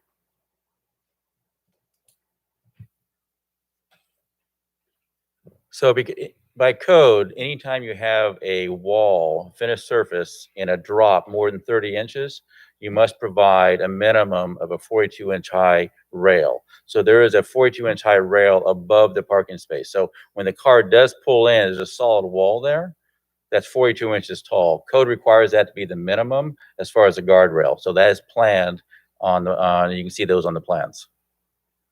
For our staff, does it need to be a minimum of 42 and then a guardrail? Could it be taller than 42 and solid fence or something else to keep someone from falling over it? Yeah, the minimum is 42 per building code. It can be taller, certainly. Another thing is there is adequate separation from the property line to the structure, so that there is adequate landscaping that's planned along that area. Okay, I mean, it seems to me one of the impacts on the neighbors is headlights pulling into a guest spot and being mid-level on their property. I'm surprised we didn't find some sort of conditions there to help mitigate that. Would those be terribly difficult to achieve, applicant? To do what again? Find some sort of privacy mitigation at the end of the guest parking spot between the two buildings so that headlights aren't a nuisance to Oh, the neighbors. absolutely. We can do what is necessary. We can bring, the fence itself or the rail could be solid. It could be up to 6 feet.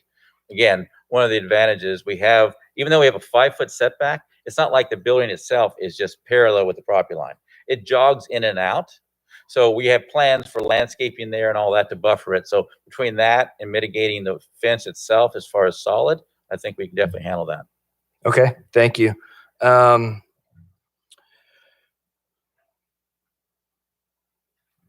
think all the rest of my questions are going to be for the staff at the end. Just real quick, there was a comment made earlier before we move on about the property extending into the downhill neighbor's property, Mr. Champ, and I know you heard that comment. is that just a question of survey and someone not sure where the property lines are? This building does not cross into anyone's property lines. Is that a true statement? That is a true statement, yes. Okay. And I think Mr. Frost, you want your first round at comments? Yeah, thank you, Mr. Mayor, or questions. Yeah, I'll tell you what, guys, I thought about this all weekend, and I wanted to hear you guys ask your questions before I got to mine. John, you mentioned a couple times, in all cases, the garage height is determined by the building pad, or the building pad height is determined by the garage height. Is that fair to say? That's fair statement. And then from that, we sort of implied that the total height of the building is based from that. The total height is measured from finished grade. But the fact that we're unable to get the driveway down far enough is determining the total height of the building. That is one of the factors in determining the total height. What other factors determine the height of a building? Well, we have the driveway grade, so that's one of them. However, the lowest grade point, which is the point where the stem walls meet grade on the south elevation, which is adjacent to the appellant, is the other factor. So there's no other factors in building a house? In determining the height of this structure for this design, those are the two key factors. Got it.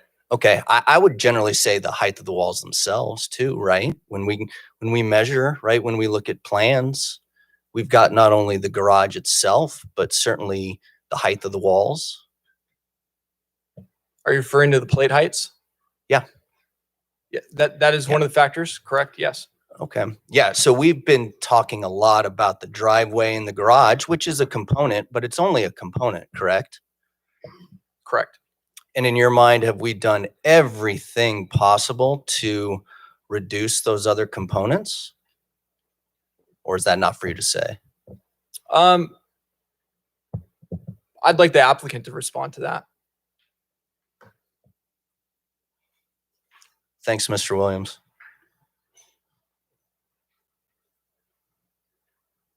So there's two factors. Jonathan obviously outlined the height of the driveway as relates to ultimately the height of the pad for the buildings. We also have components that we deal with as far as, code has minimums of what you must have as far as ceiling heights go, whether they're in a garage and livable, unconditioned space, storage, and all that. We also have to look at, even though the code has minimums, since we have a flat roof, we have to factor in, unless, that we've got mechanical, we've got electrical, we've got structural systems. All that plays into how thick our structure is. So that also will take that information based on the code minimums, based on the type of project it is. That establishes my plate height based on the structure of the components. And that can range anywhere from 2 foot, 3 foot, depends on it, because we're dealing with a flat roof. So the flat roof can't just be flat either. It's got to have some slope to it. So we got to factor that in. So all those things are factored into the overall height.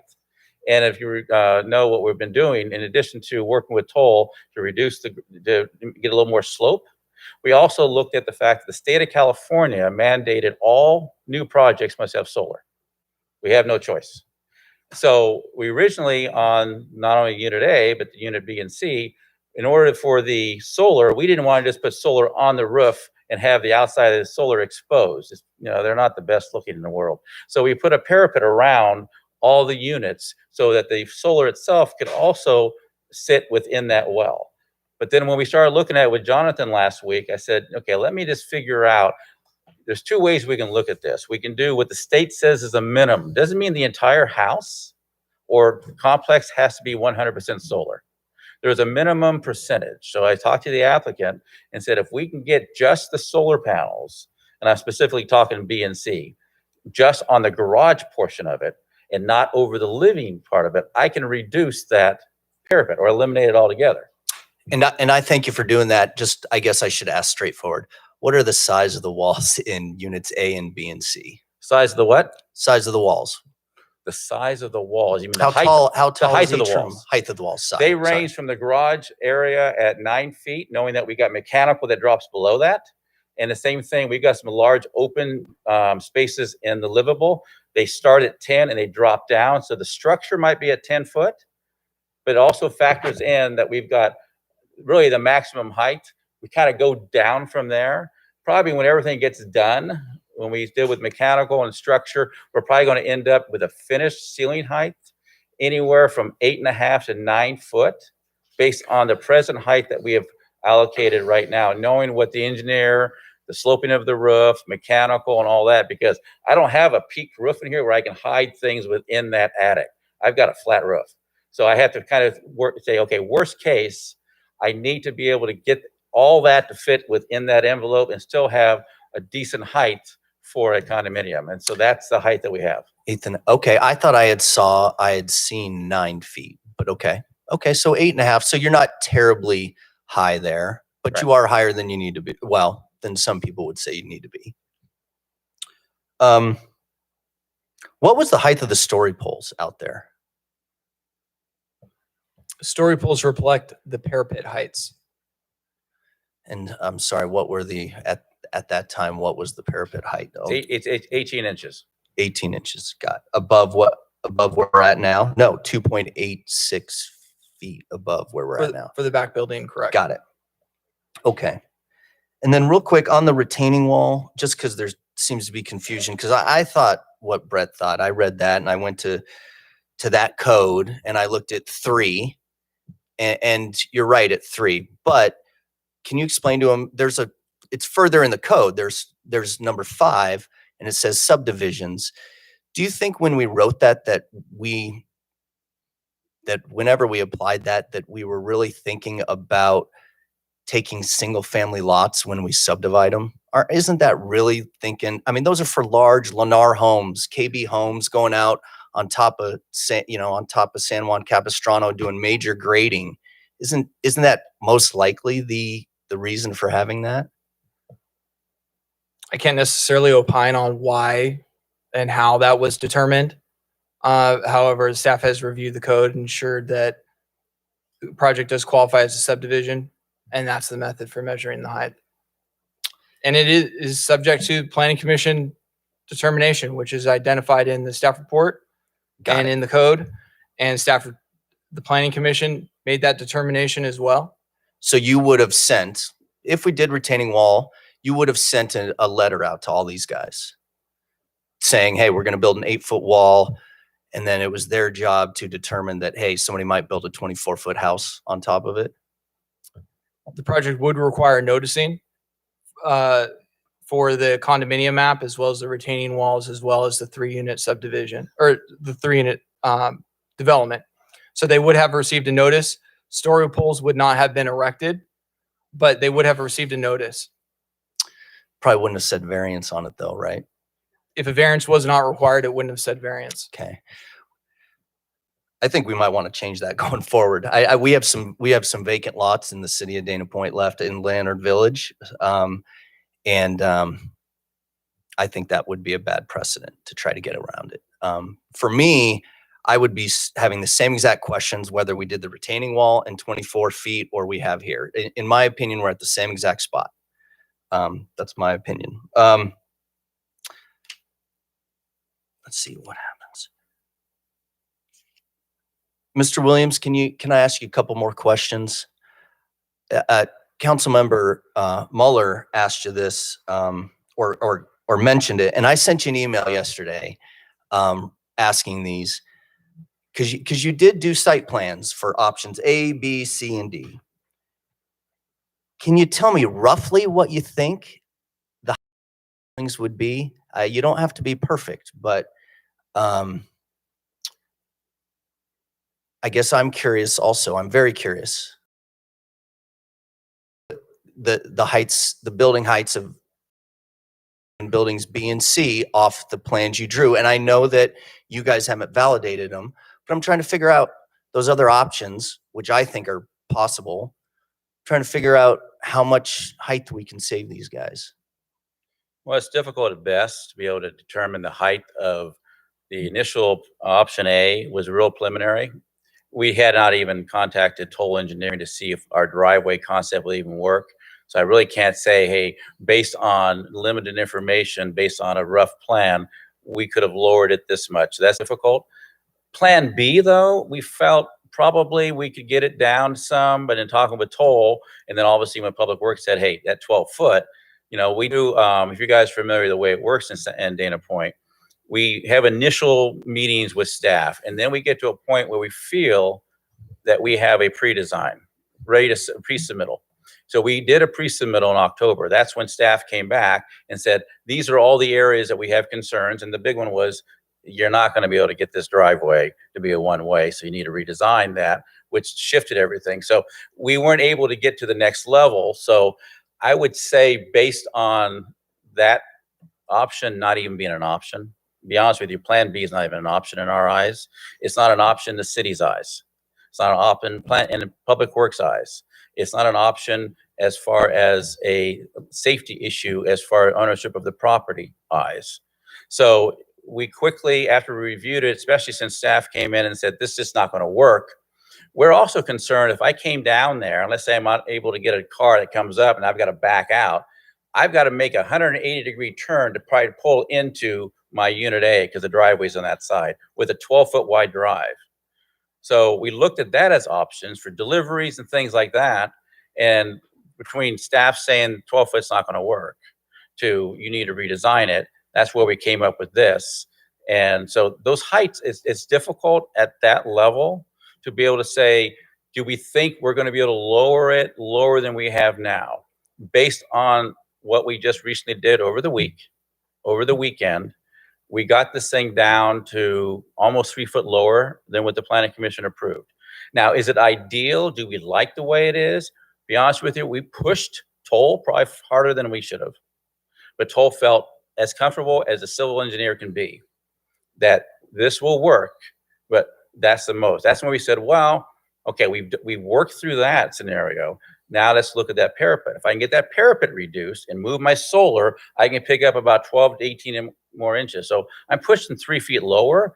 So essentially on B and C, and I know that's the appellant's main views over those two buildings, we've lowered it down almost 3 feet. So we're essentially about 4.5 foot higher off of finished grade, which is technically natural grade, than what the code allows. So we felt pretty confident that we were able to do what we can do. But back to the other options, I can't really tell you what the heights would be because one, I don't want to be held to it because those were not fully vetted through our civil engineer and ultimately through the city. So I don't want you to say, hey, if they went with option B or something like it, I can lower it 5 more feet. That's not the case. Okay. And Jonathan, when you first reached out to the adjacent homeowners and they mentioned to you height was an issue, so we didn't really look at other scenarios when we found out height was an issue. We just sort of tweaked the plan we've got. So the plan, staff looked at a number of different scenarios. Many of them didn't meet the access requirements. The plan before you met the access requirements, however, it needs a variance. So that's, I mean, another alternative that doesn't meet the access requirements is really was not considered a project for staff. And so there were essentially fatal flaws with that project design. To even start. Correct.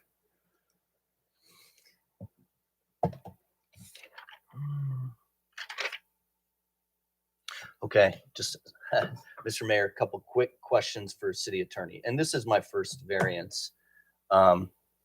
So, Mr. City Attorney, can you help me out with some definitions? And so I'm referencing 9.67, which 9.67 in our code, which is the reasons to give it. Can you define hardship for me? I'm struggling with that. The courts generally define hardship as denying a property owner of the benefits that other property owners who are similarly situated have.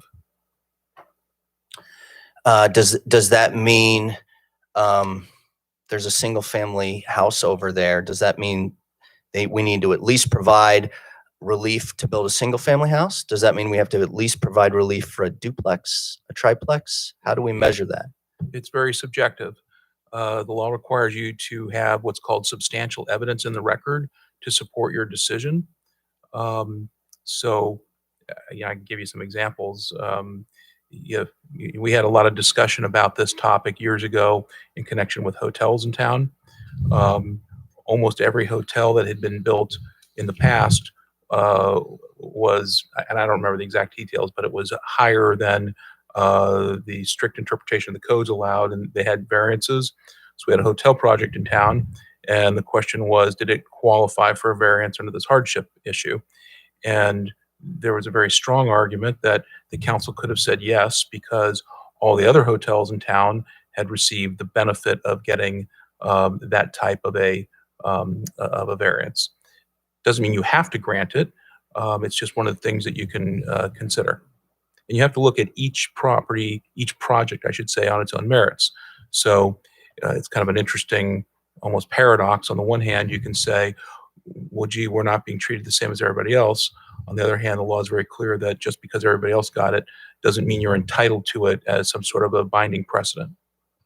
So really, that's a lot of lawyer talk for saying you have a lot of discretion depending on what you think the right outcome is, as long as you can back up your decision with facts. And then we mentioned that the applicants reviewed multiple options after we determined height was an issue with the adjacent neighbors.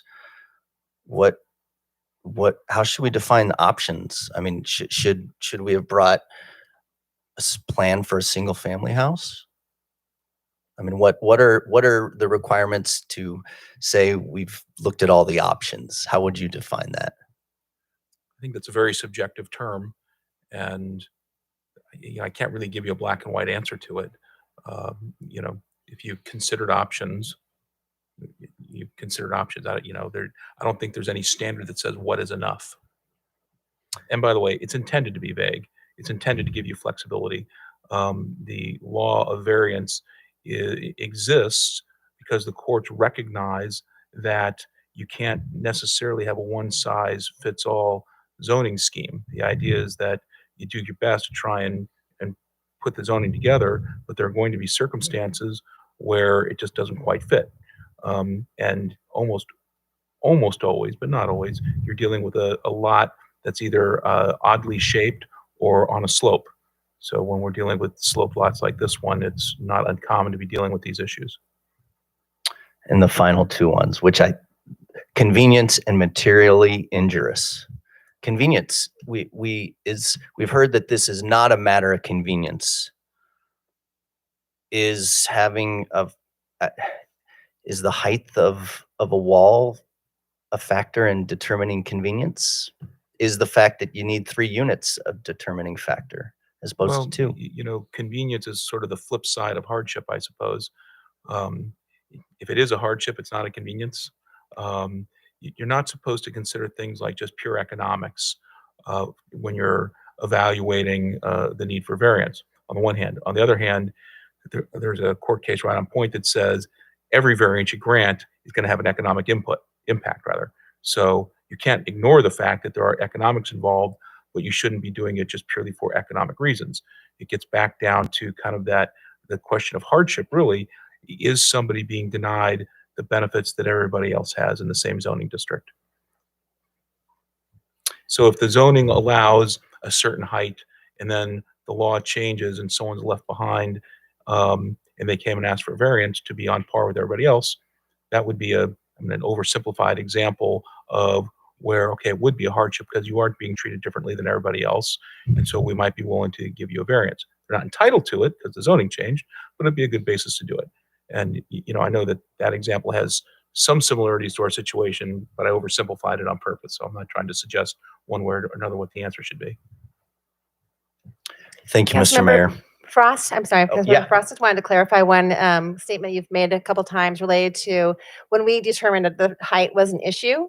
Was an issue with this project from day one. And that's why I think we looked at it critically from the standpoint of trying to minimize the height and maintain the height requirements. And that's why the different options were considered early on. When the project went before the planning commission, we determined at that point that we thought it was the lowest possible. And at the point of the appellant pursuing the project, I think the applicant then came forward and tried to become even more creative in the design of the driveway. So it wasn't, we knew height was a problem from day Got one. it. We did Okay. not consider variances easily. But still, we've always looked at this design. Right, we've just tweaked this design. And that's because several options were looked at early on. There were 4 different options that were considered and discarded for the reasons that were just stated earlier. Understood. Thank you. Thanks. All right, we're gonna go around, if anyone has any save rounds on questions before we close the actual hearing portion of this. Councilmember Villar. I do, Mr. Mayor. Thank you. I guess what I'm struggling with is we keep talking about options as being so limited, but isn't it an option to just build a single family home? Aren't all of the other properties in this area single family homes? They're all duplexes or triplexes? The property is located in the RMF 14 zone, or residential multifamily. So I believe all of the properties adjacent and down Kyla Primavera and Copper Lantern, as well as the majority of this general area, is multifamily. Okay, thank you.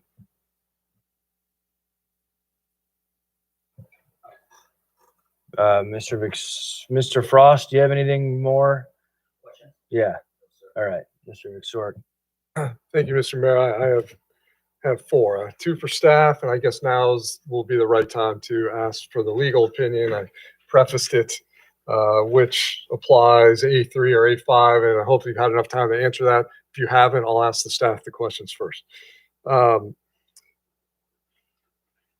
back to, and kind of the themes of the questions I was asking, I want to get my facts straight. Did the planning commission tell the applicant or direct the applicant to meet with the surrounding neighbors? That's correct.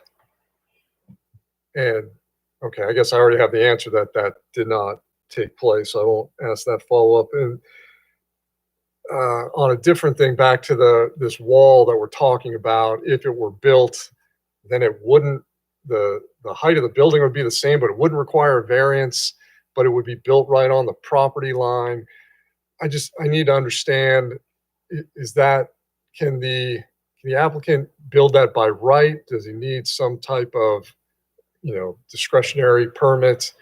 Can you explain to me how that would be done? Correct. So a wall along the side property line that would be installed, a retaining wall that would be installed to elevate the grade, would require a minor site development permit, which is discretionary, requires a public hearing. So that would be required. So the alternative you're speaking of is that retaining wall would be put in. It would elevate the grade, elevate the finished grade to which the structure would be measured from. So it would then eliminate the variance.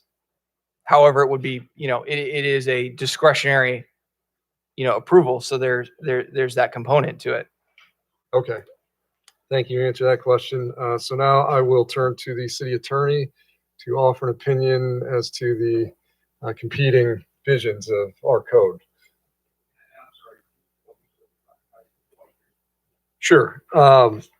The appellant is citing section 9.05.110A3 as being applicable to this case. And I believe the response is that it's not A3, it's A5 that should be applied in this case. Do you have any opinion as to which Bear with me a argument second, may I'm be getting to that correct? part. Thanks.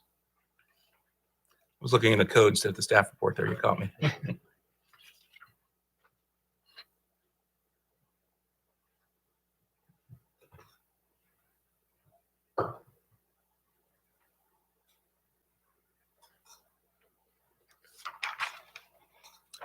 And the question specifically is? Do you have an opinion as to whether we should apply, is the appellant correct or is the applicant correct? Well, I think, again, you have the discretion to look at these things and and make a determination on what you think is the most appropriate issue. If you want me to give a legal opinion on that specific issue, in light of the controversy that's going on between the two, I think it's probably more of a closed session discussion. Okay. Then I won't ask you here in open session. I mean, we could take a quick break and have that more detailed discussion. Let me think about that. I'll ask one last question because I know we have to go around, and this is for the applicant. If you could go to, I'm sorry, my mistake, the appellant. I misspoke. Just the quick question I have is basically what relief are you seeking from us? Are you looking for us to cancel the project? Are you all right with? No, I understand. I mean, I'm in construction. I understand that construction needs to happen. I just want something where it seems like right now that someone's really winning in this and then the surrounding neighbors are losing. And I'm not looking for a win-win, but maybe someone can win and then everyone isn't so much losing surrounding it. Like I said, this current project, my entire property line, except for I guess it's 8 feet instead of 6 in between, where it's just a huge building. I'm towering over top of mine. I'm going to be in the I shadows. just want to be clear because what's coming through is the main issues are the 8-foot variance Mhm. and the cars driving so that their headlights will be shining in Correct, on yeah. you. Mhm. And if those could be addressed, is Yeah. that something you're willing to work on? The And 8-foot not variance oppose the could go project? down. Yes, it's just, I want you guys to know that this wouldn't just be approving one building with an 8-foot variance. It's 2 buildings right next to each other. So that's what's hard to take a bite of. It's the right next to, it's 190 feet of 8-foot variance buildings right next to each other. Okay. All right. Thank you. Councilman Sork, I just want to get back to you. I'm sorry, my head was not around your question before. As I'm looking at this, I just want to be clear that I do agree with the staff response to that position. Okay.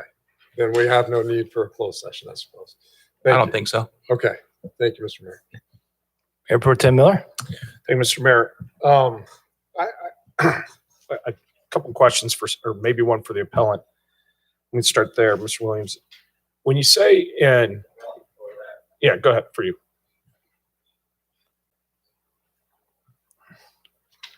So you made a statement that if we go with the larger retaining wall, it has to be right on the property line. Why does it have to be on the property line? Well, a couple reasons. I mean, the retaining wall itself, obviously, the higher the retaining wall, the larger the footing for the retaining wall. I can't put the footing on the neighbors, obviously. So I have to put the footing on our side, so what they call a tuck under retaining wall. So that wall has to be deep enough with the retaining wall to go that way to also allow some planting. So if I want to have 5 feet to 8 feet based on the meandering of the building itself, I have to have some room on our side of the retaining wall to do some landscaping. So that's why it's easier structurally to build it right on the wall with a tuck under footing, put soil on top of that, so we're raising the finished grade for the height, but also allows me some space between the retaining wall and the property line and the building for landscaping to soften that up even further. So why couldn't you leave it off the property line like it is, do the tuck under, and then landscape on the appellant side of the wall so they don't have to look at it? Because I can't actually landscape on somebody else's property, because but the what I'm saying retaining is wall will be don't sitting build- right on the property line. You don't have to build it on the property line at that point. You said you have to do that so you can tuck the footer under. Why can't you just move it in? And then, because you said the issue is you want to have landscaping in between your wall and the building, correct? Right. So why couldn't you move the wall in, build almost on top of it, and then landscape on the other side of the wall in between the appellant's property line and your wall? Well, that was actually a discussion that we had at the planning commission level when we were talking about the two options. One option was to do a wall to raise it up so we can eliminate the variance. But the main reason I believe that the planning commission at the time thought it was not a good idea to put the wall there at all, because ultimately we're not changing the height of the building. were eliminate the term variance by raising the grade. They felt that if we didn't have a wall there at all, that allows that the natural grade that's on the appellant side to blend into the natural grade in ours, and we can landscape that whole area instead of having a foot on one side of a retaining wall and then, to get a little bit of a vine to work. They felt we had a nicer buffer instead of having the appellant next door have 5 feet or maybe 6 feet if we shifted the wall, and then a 6 to 8 foot high wall, and then landscaping. They just felt it was a better project because ultimately a wall there or not a wall there, the height of the building didn't change, and they felt they could justify the variance. Ultimately, they did with the 5-0 vote to not put a wall there without changing the height of the building ultimately. Okay, I have a question for the appellant.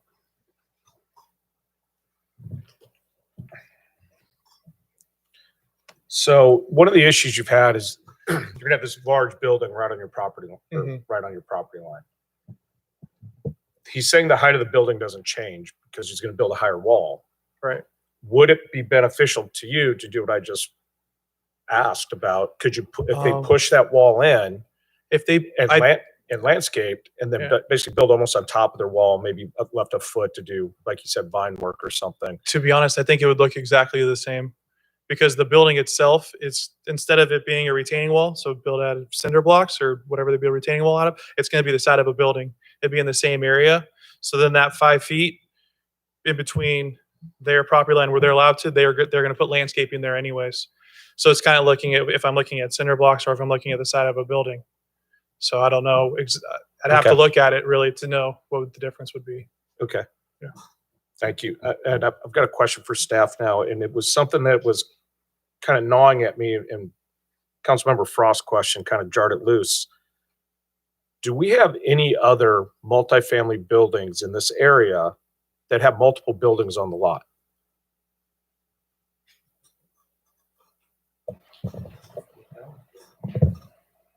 No, I think they have multiple buildings. I thought it was one building.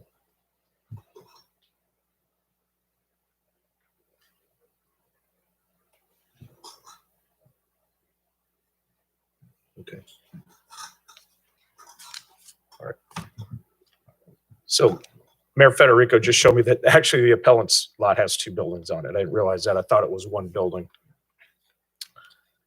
Is that lot subdivided as well? That lot is condominiums as well, yes. But it went through, we had to subdivide it to build that.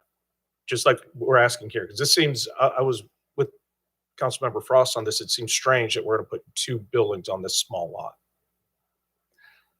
The adjacent development, the appellant's property, was approved under the County of Orange jurisdiction. I can't say what the sequence of events were. My assumption is that it was developed with a condominium map. Okay, so it wasn't subdivided It would have been subdivided, to do yes. that? Okay. That's my question. I'm trying to understand these multiple buildings, and the appellant, I kind of agree with him on this 8-foot height variance basically all the way down this lot seems to be pretty substantial.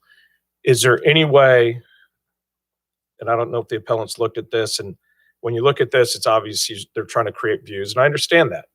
If I was the developer, I'd want to create the views as well. But did they look at an option for a single building on this and put the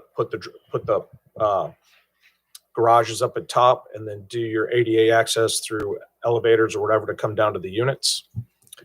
A single building option was not provided to staff for review. However, I will say that a single building, it is, let's say, essentially the same footprint, more or less, in terms of, complying with the required setbacks, it would actually result in a higher variance. Given that now one building is taking the finished grade elevation from the lowest point to the highest point. So I guess my point would be if you took building A and its garage off and attached it to B and C, that creates a whole front area of that lot to be open. which could be parking or whatever it is. I don't need a steep driveway to get there. I can create my ADA access through elevators or however I have to do it. I can drop down. So instead of having a 24-foot high building there, I could do parking structure across it that's only 10 feet high. So I've taken half of the height of that building off, or whatever. It could be 12 feet, whatever it is. It's called 12 feet. Now it's half the size, but it also gives me all the turn radiuses, everything you've been asking for and saying why the driveway is a bad idea. It's just a question. I don't know. And then you're saying that would make the other building higher. I'm not exactly sure why the other building would have to be higher. So if I understand your question correctly, placing all of the parking at the front of the property and then having the residential units behind as one building unit. So one of the issues associated with that is that the front of the lot's only 50 feet wide. For providing 3 2-bedroom units, 6 covered parking space, 6 garage parking spaces are required with 1 guest parking space. So there just really isn't the area to be able to do that. In addition to that, the slope at the front of the lot is the steepest in the lot's condition. So that would still result in some level of retaining or something. Because the front yard setback and the garage setback is 20 feet. So you've got a significant grade differential there where you're having a similar issue. Well, you see this done on Bluff in Laguna Beach all the time, where you pull into the garage and you move down to the buildings. And it seems like they figured it out. Laguna Beach figured that out. So why couldn't we do something very similar to that would take the height off of these buildings? I know it's not the preferred thing that the builder wants, but it could be an option, and I'd like to have them take a look at that. The applicant did consider something similar to that, and was one of the options with the garage located directly at the front for Unit A. And slope is a real issue there. So with the buildings connected, and the slope of the garage, the driveway slope can only be 15%, and that's after the transition. So I don't believe that that's a scenario that would result in a reduction. It would probably result in a net increase in the overall height of the structure, given that now you have one structure spanning that entire segment where now it's broken up with the grades to I think result you're in a missing lower my height. point. The garages would be higher than the actual dwellings. Okay, so you would actually come out the back of the garages, use a stairwell or elevator, and drop down to the residences. So that you'd have, the garage would be here and the building would be lower. So now I don't have to have that large retaining wall to take me up 8 feet and then do 24 feet on top of it. I could do maybe the 3 foot, I would drop 5 foot off that building. I'm not an better engineer, understand so that. I'm just saying there are other options on this that I don't think we've looked at. And I don't know if it'll fit there or not. It's, this is all I have to go on tonight. I could be completely wrong on this. But I think when you're asking for such large height variances on this, that we owe it to the community to do our due diligence to make sure there's not another option here. And we're asking a lot of questions like option B. I understand the civil engineer didn't like that option, but after talking to Mr. Sinacori, there is an option to do one way. And it may be if 2 cars come together, the guy on the upslope's got to back down and get out of the way. I don't know. All he's saying is, okay, I got to back out onto Selva. You don't have to do that. The other guy can back out of the way, create a turnaround for him or something. I don't know. But I think there are other options to deal with this. And I also think if you look at this, and it's hard for me to read option B because I don't have my glasses. I'm not exactly sure where the garage is on this, where the garage door would be. But it looks like they come in here and then they have to turn left to go into the garage, or turn right to go into the garage. Is that correct? I believe the option B would result in the vehicle needing to make a 180-degree turn for building to access the garage for Unit A. So that's what I don't understand on this. To me, it looks like you're going to get a transition area up there, but I don't know. It's hard for me to tell off this drawing. And that the 12-foot driveway would be only span an area that and I can't tell how long, it's a 2-car garage, 20 feet deep, so 20 feet. And so your one lane is only 20 feet long. And the idea that it's too steep and I can't see the kids walking across there, if you make the turn and come around it, so it's hard to see. If you come off Selva here and you put the garages here, so I come in here and then I also have the opening here. So this guy comes in and then I go this way. Then I don't have the issue of how steep it is going straight up the hill. I'm just looking, I don't know if any of that works, but from these drawings, it looks like it's an option. Garage parking at the front of the property would require 7 spaces. So No, I'm not going with that again. I'm talking about option B, that building A gets their spaces right here. And then you would still come across the front. So now I'm getting the transition that I needed off the front. I've already come down, flattened out, I come across, then I go down again. And so I'm not at 15% anymore. All right, so I get the transition the civil engineer was talking about, and then I turn into this space where I hit the other ones. So with that, it looks like I could probably drop that building down some. And I don't know if that was looked at. it's possible. However, I defer to Public Works and the applicant's civil engineer, as he did mention in the discussion his concerns related to that design. So maybe he or the architect may want to speak to that evaluation. Okay, I mean, I just have the civil engineer come up, ask him the same question. It's a question.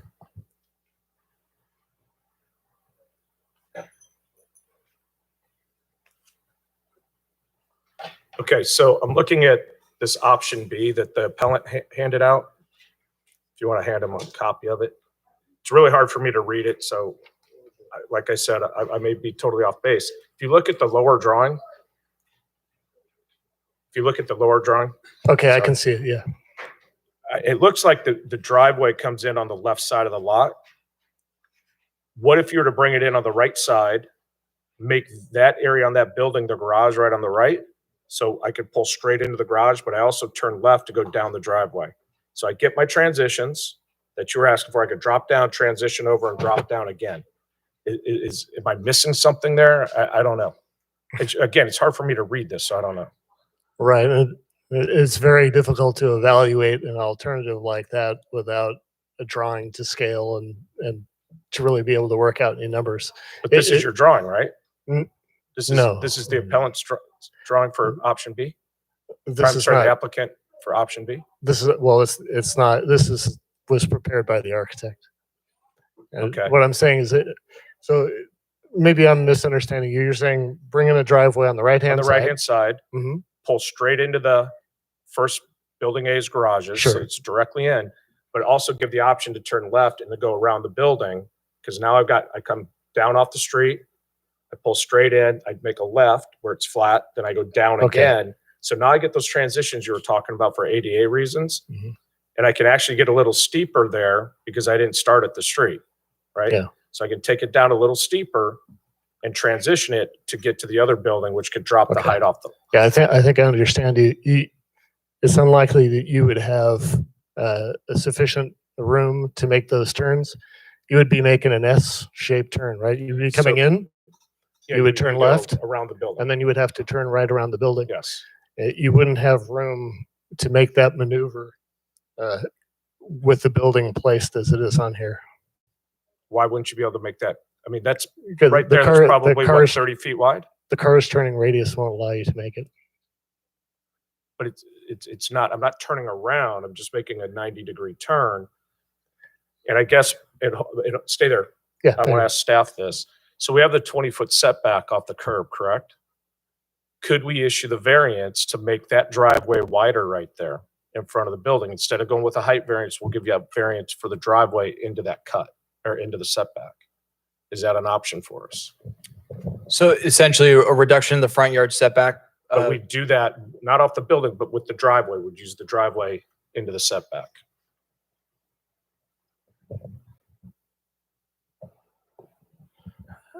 So if I'm understanding your question, so you're asking about for Unit A, Right. putting a garage up front, basically, and Right widening, where it is in this. drawing. widening the driveway, allowing unit A to access from the front.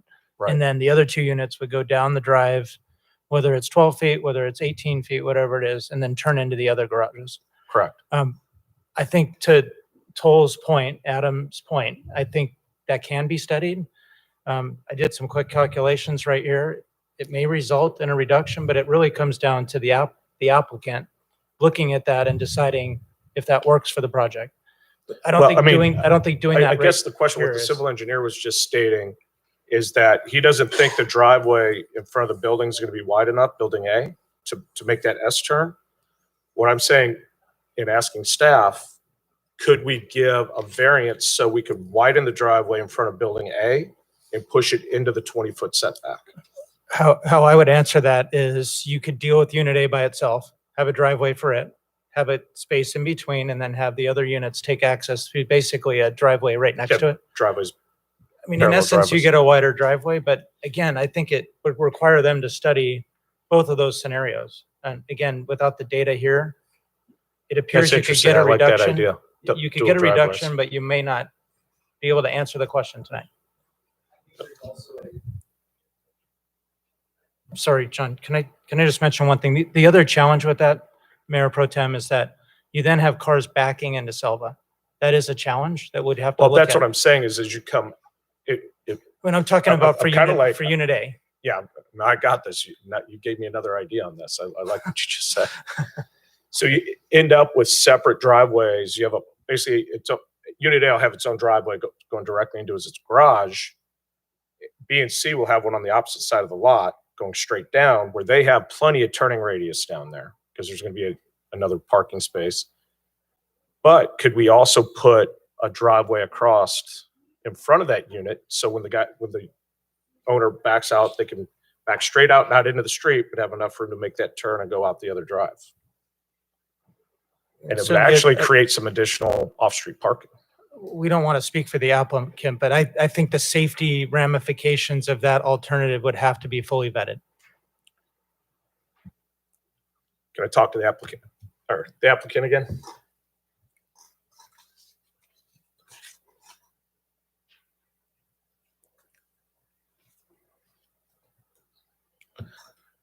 So everything I just described, would that be something you'd be willing to study? We've studied all that. Two separate driveways, one for We building have an A. option B, would have the driveway going down. We also had an option C and option C1, where we looked at several options of trying to get the driveway to work in the front, pulling the driveway off to the right, just for the two back units. All those would not work when it related to getting all the driveways, the safety. We had some concerns that the front A unit would ultimately have to be pushed that much further back, so I could allow that to back up, do a hammerhead. So I can't just pull straight in like I would do in a normal driveway that you would have in a normal single family. Because you understand also where Silva is. That right in front of our property instantly turns into a right turn only. So in fact, I was just out there today and I probably counted just in front of our lot during peak hours, about 27 cars in about a 4-minute period turning right on front of our I property. understand that, but that doesn't change anything with if you have one or two driveways. You have to It deal does, with that because no matter what. I'd have to move my building down. So Well, if I but- got to move my building down and I can't allow the driveway for unit So- A to drop down with it. So what you're saying is you can't back a car out of that driveway within 20 feet and make a left turn. Can't. Okay. All right.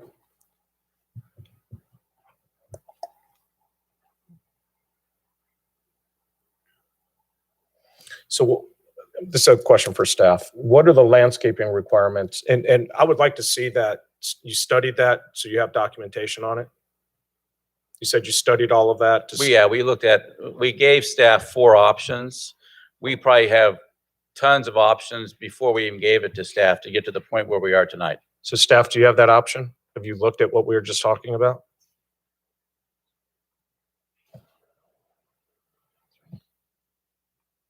That's essentially option A. I think as the applicant has stated, it's essentially option A. The exact scenario that you're describing, no. However, I think there's various components of it that were analyzed. However, Well, from staff's recollection, the alternatives that are provided to you are what was considered. I'm sure that the applicant has a number of others that didn't even make it to staff. well, I guess what I'm talking about is we have a 20-foot setback, and we're going to require some landscaping or something in there, I'm sure. Would it make more sense to give the variance to reduce the amount of landscaping needed and try to reduce the height of these buildings so we can get out of the height variance? Because I've heard some things tonight that are disturbing to me. A 6 to 8 foot height variance is substantial. And how do we deny the next applicant that wants to do the same thing? Because they're going to say, well, I got to make all this. I'm not saying staff didn't do their due diligence. I'm sure that you did. I know you did. But when I start looking at other options here and we're asking questions and it's hard to get answers on it, will this help or not? I don't think I'm ready tonight, from what I've heard, to vote to deny this appeal. I think I'm at a point where I think we need to have some of these questions answered. I know the Planning Commission did their due diligence, but we're not getting answers to the questions we're asking tonight, at least not to mine. I'm not really sure I'm ready to deny this appeal. Thanks. Good. All right. I do have a few more questions. A little bit of a hypothetical scenario, to the best you guys can over there, Ms. Wisniewski. If you look up at the drawing there, the neighbor immediately to the left of the applicant, which coincidentally happens to be the appellant tonight, 33758 Copper. If that building were a vacant lot and being built today, if they asked for a minor site development permit for a 8 or 10 or 12 foot retaining wall to raise finished grade, would they be granted that? So you're asking if the property located at the corner of Copper and Selva, if they were to ask for a retaining wall to build up the property. I'm not sure why they would need that. So in that situation like that, we would not grant it for the purposes of raising the property for the desire. It's really- Follow along with me. Yeah, I know they wouldn't need it They would not need because it. Copper Lantern is there. You have Let's access say from Copper Copper. Lantern doesn't exist, and they are another landlocked lot that has to access from Selva. If they asked for a 10 or 12 or 14 foot high retaining wall so that they could raise finished elevation so that they could get a driveway off of Selva, would that be granted? So if the property was similarly sloped as a subject property. It is. Then I would assume that we would consider it the same type of situation, that it would be justified to raise the property to gain access from Selva. And I realize this is very hypothetical, but I suspected that would be your answer. And these parcels are unique, but in some cases, not all that. The big difference is Copper Lantern, quite frankly. And I know the intersection of Selva and Calle La Primavera very well. And even if we could do it, I think it's a terrible idea to have cars backing out of that driveway into that traffic. Matt, all this stuff aside, how busy is that intersection when you compare it to your other intersections in town that aren't controlled by a stoplight? It's pretty busy with the church traffic at times, but a lot of times of the day, it's not very busy. So I would say at certain times it is, and at other times it's not. Yeah, pick up and drop off for school, church on Sundays, rush hour. It's a very busy intersection, and one that doesn't have great visibility because people coming up Primavera, coming uphill, people coming up Selva, coming uphill. It's a busy intersection. I travel through it almost every day and sometimes many times. So I understand some of these other options and alternatives, and trust me, I went through driveways and tried to look at other options the best I could. So on process, did we notice the vacant lot neighbor when we noticed everyone else, the owner of the vacant lot parcel, the corner of Primavera and Selva? They sort of came up from the appellant that why would they accept this? Did we notice them? Yes, we did. Okay.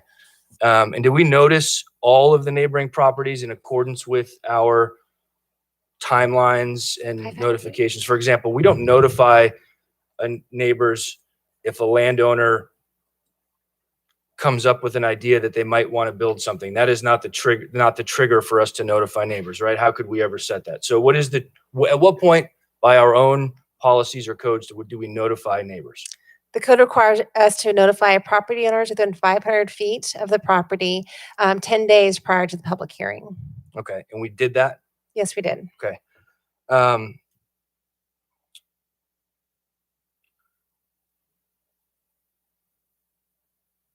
And you staff are confident that this variance, I think variance really is part of the complexity of this whole project or application. You believe the variance, the Planning Commission believed the variance was granted to minimize the benefit to the neighbors. Is that a true statement? That is correct. Because the Planning because- Commission did consider the retaining walls, and they chose rather than construct the retaining walls that they felt had a greater impact to the neighbors, that a variance would be preferable. And you, I know we had this discussion, you staff believes or stands by, if we eliminate the variance and granted the minor site development permit for the retaining walls, the roof line, top of the building would not change, That's correct. right? Okay. I realize there are a lot of other things that could go into where that roof line is. Slopes of driveways, heights of interior walls, roof design. This applicant isn't asking for a 3.5 degree pitched roof. It's flat. That could have made the whole thing bigger. And quite frankly, if the lot was just sloped a little bit more by right in our code, if it was a 20 degree slope lot, they could have gone up significantly higher than what they're asking for here. My final question is to Mr. Lindstrom. I have a question for you, but I can't let you just make comments. I'm sorry. What height, what could we do? What could the applicant do to make you withdraw your appeal? They've come down 2.86 feet, 2 feet 10 inches, something like that. If I have that correct, in the back building. Is there a number? If they came down 3.5 feet, if they came down 4 feet, is it got to be 10 feet? What? No, it's hard for me to say. At least 6, I would say. At least 6. Yes. And then as far as the hillside that you mentioned earlier, if you have a 20% slope, for a flat roof, you're allowed to be up to 29 feet. This is a 17% slope, and they're at 32. So even if they were at 20%, they're still asking for height variance. Yeah, I understand, and I again, where we measure from and all that stuff. Right. I get it, but yeah, thank you. I guess I brought that point up earlier, that to the point that they are doing a lot of things there are a lot of variables as to what the final roof line height is. The appellant says 6 feet.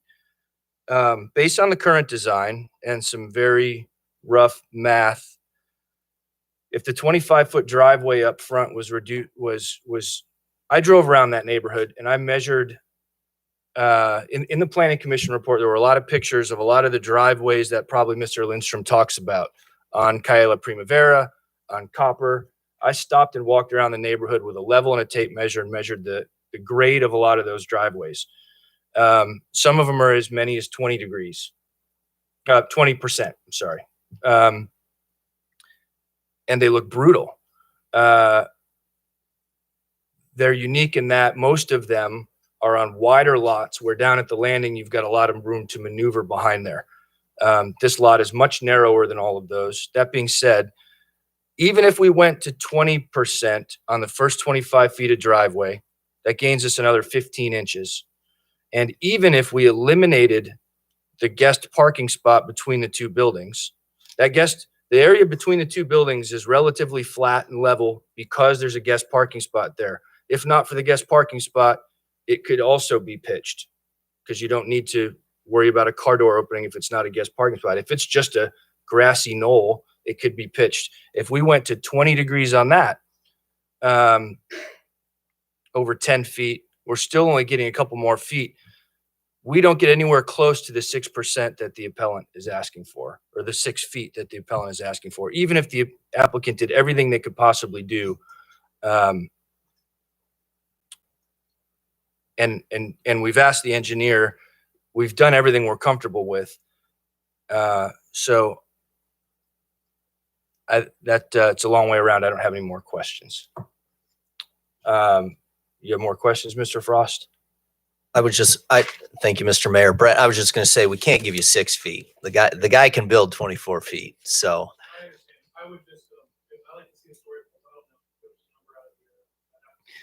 got it. He's at what, 28.6, 28 and a half. So, I mean,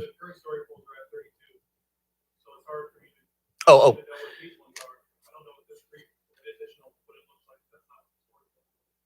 got it. To get back to get to a variance, at least on the back building, what we need to do 4.5 feet right now. Council, do we have any more questions for staff, applicant, appellant, Mayor Pro Tem Miller? Thanks. So I asked the question earlier about any other buildings, any other lots have 2 buildings on it. And I did see it. The lot that has 2 buildings on it is probably twice the size of this lot. So if you look at everything else that deals with the same slope, just off, not up, I don't know what the side street is off Cali Primavera right there, but they're doing the same thing. They push everything up front, they drop down the slope, they're flat, and it's one building. And I'm trying to understand why we couldn't do something like that here. And I'm sorry, I wasn't talking in my mic. I don't understand why we couldn't do something like 33775 or 33781. Those don't look like they have height variances on them. I'm not sure where they're measuring from. But another quick question for the applicant, and it goes back to I'm following up on Councilmember Frost. When you said you basically have 9-foot high ceilings inside, right? So Basically, yes. It's a 2-story building that's 18 feet. So you still have 6 feet to work with before you get to 24. 4.5 feet. Yeah. Well, if we take the reduction to 2'10", we're about 4.5 feet no, but what I'm outside saying the is if you have 24. 9 feet inside, Right. 9-foot ceilings, that's 18 feet. You can build to 24. So you have 6 feet to play with before you have to ask for a variance. Okay. Are you saying that your ceiling depth is 3 feet between the units? No, what I'm saying is, remember the grade, the height's not coming from the finished floor of the building. The height's coming from the lowest finished grade, which is some 3.5 feet below our lowest finished floor. Okay. Look at that again. So what's below your lowest finished floor? Dirt. So I guess I'm confused on, you're at finished grade and you're building 3 feet above your finished grade? No, I'm building above 3.5 feet above the natural grade. The way the subdivision works within your code, I can take my height from finished grade. Problem Right. I have, that's why we went to Planning Commission back in August, is as soon as I don't touch what's considered natural grade, which is what we're taking the height from, that now becomes finished grade. So that finished grade, which is natural grade, is about 3.5 feet below, if not more, maybe even more than that, below what our finished floor at the lower unit is on units B and C. So the natural grade now takes over. It took over my height. So I can't step the building quick enough to catch up to the natural grade because the garage now is dictating, the garage at the motor court is dictating the height of the overall building, not how far I can bring that lower floor down to natural grade. It's how the height of the grade or the garage or the motor court is at the garage level. That's dictating the overall height. Okay. All right. And that's basically because of how we brought the driveway in. That's how, because how we brought the driveway in. Right. All right. Okay, thanks. All right. Any more questions? If we have no more questions, that closes our public hearing. And it brings the issue back here to the council for motion, discussion, action. Councilmember Villar, go around the horn here. I want to make sure that I understand what what we'd be voting on it, because I'm kind of a little bit confused. So for me, I've got two things working against each other. Is I'm not usually in the habit of questioning our planning commission. I think you guys do a fantastic job. I think you're trying to maintain the integrity of the city, and you have a lot to think about when it comes to that. The other part of me is I also don't like variances. I think that this variance is too big, and I don't know what that means, but it just has a feeling that variances aren't good. And then what also is ringing in my ears when we have residents that are being disrupted. I wouldn't say that you know, it's all that I don't know. Their lives are being disrupted, or their views are being disrupted. I understand what the appellant is talking about, that he's going to have this big wall right next to him. So in my opinion, and my thought is that I do not want to allow the variance, but I don't know what this is asking for. So what we're saying here is a vote for this would be to deny the appellant. Is that correct? I don't want to interrupt you. I'm going to interrupt Yes, you thank actually you. in the interest of speeding this up. We don't have a motion on the floor Got it. yet, so we don't know what we'd be voting on. Okay. But the item is an appeal Right. from Mr. Lindstrom to overturn Got it. the planning commission's decision of this, Okay. overturn the planning commission's approval of this project. Got it. Now, to Mr. Munoz, if that were to happen, what happens next? If what were to happen?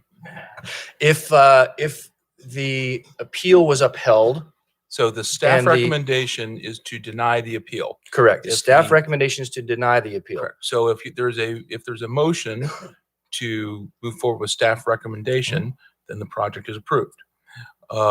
If there is a different motion to grant the appeal, then it raises questions in terms of what you want to do next. You have a lot of discretion in terms of how you handle it. You could modify the planning commission's decision. There's been some discussion about, modified projects. So, you could make a motion to grant the project with the modifications. So that would be sort of like denying the appeal in part and granting it in part, sort of. You could just be done with it, and the project is not approved, and effectively start over again. You could direct the matter to go back to the planning commission to evaluate concerns you have. So, there's a lot of possibilities in terms of where you want to go with it. Thank you. I felt like that would help answer Yes, that does. Councilmember Thank you. Villar's questions. Any other comments or questions? Mr. Frost? No? Motions? Questions? We don't need one, but if you're ready. Well, I'd like to make some comments. Of course, I want to hear what my fellow council members, but I can always make a motion too. But let me just, I'll start by saying this. I mean, I think this is a close call. I mean, we're up here today. Maybe a lot of you have heard this before, but we're sitting as a quasi judicial body. So, this is one of those things where we're not judges, but we do have to a certain extent, try to apply the law to the facts as we see them. But it's quasi, so there are some other things we can take into account other than that. And so I'll just say this is the way I'm looking at it. I mean, we have two parties that are bringing us a dispute. I mean, one side wants to build a project, the other side opposes it. And maybe not completely, maybe is okay with a project, just not this project. I'm not going to go too far into that, but the competing, the competing things that we have here is, basically, this is America. If you own property, you should be able to do what you want with it, develop it, and of course, not unconditionally. It's got to be within the bounds of what the law allows. Now, the law does allow for variances. So, and I want to thank the appellant. He really, even though there were 7 issues brought up, he really narrowed it down to the one I think we're all focused on is, should the variance be granted? So that's, that's what I'm looking at here. And so I'm looking at the law of variances, and it's pretty strict. I mean, when you think about it, they have a lot of various things to approve a variance, but the one thing that jumps out at me is all the word "and" after every single number. So it's not, we just can't say one of them applies. We have to basically fulfill all of these conditions. Of course, I read the staff reports, and I appreciate what they said, and they made some arguments. I guess I think we could make the findings if we needed to, since, as the city attorney tells us, it's discretionary, and basically our view of the world, whether these variance items have been hit. But I'll just start by saying, my interpretation, I'm looking at number 3, the stricter literal interpretation and enforcement of the specified regulations would deprive the applicant of privileges enjoyed by the owners of other properties in the same zoning district with similar constraints. So, the staff did a good job. I think the argument was, look, these other houses were built pre-incorporation of the city. They were done under the County of Orange, and some of their height restrictions are taller or higher than the city of Dana Point employs. So even though there is, I guess, an 8-foot variance, we're talking about they're building to, I think it was 32 feet for building A and then 28 feet roughly for the other buildings.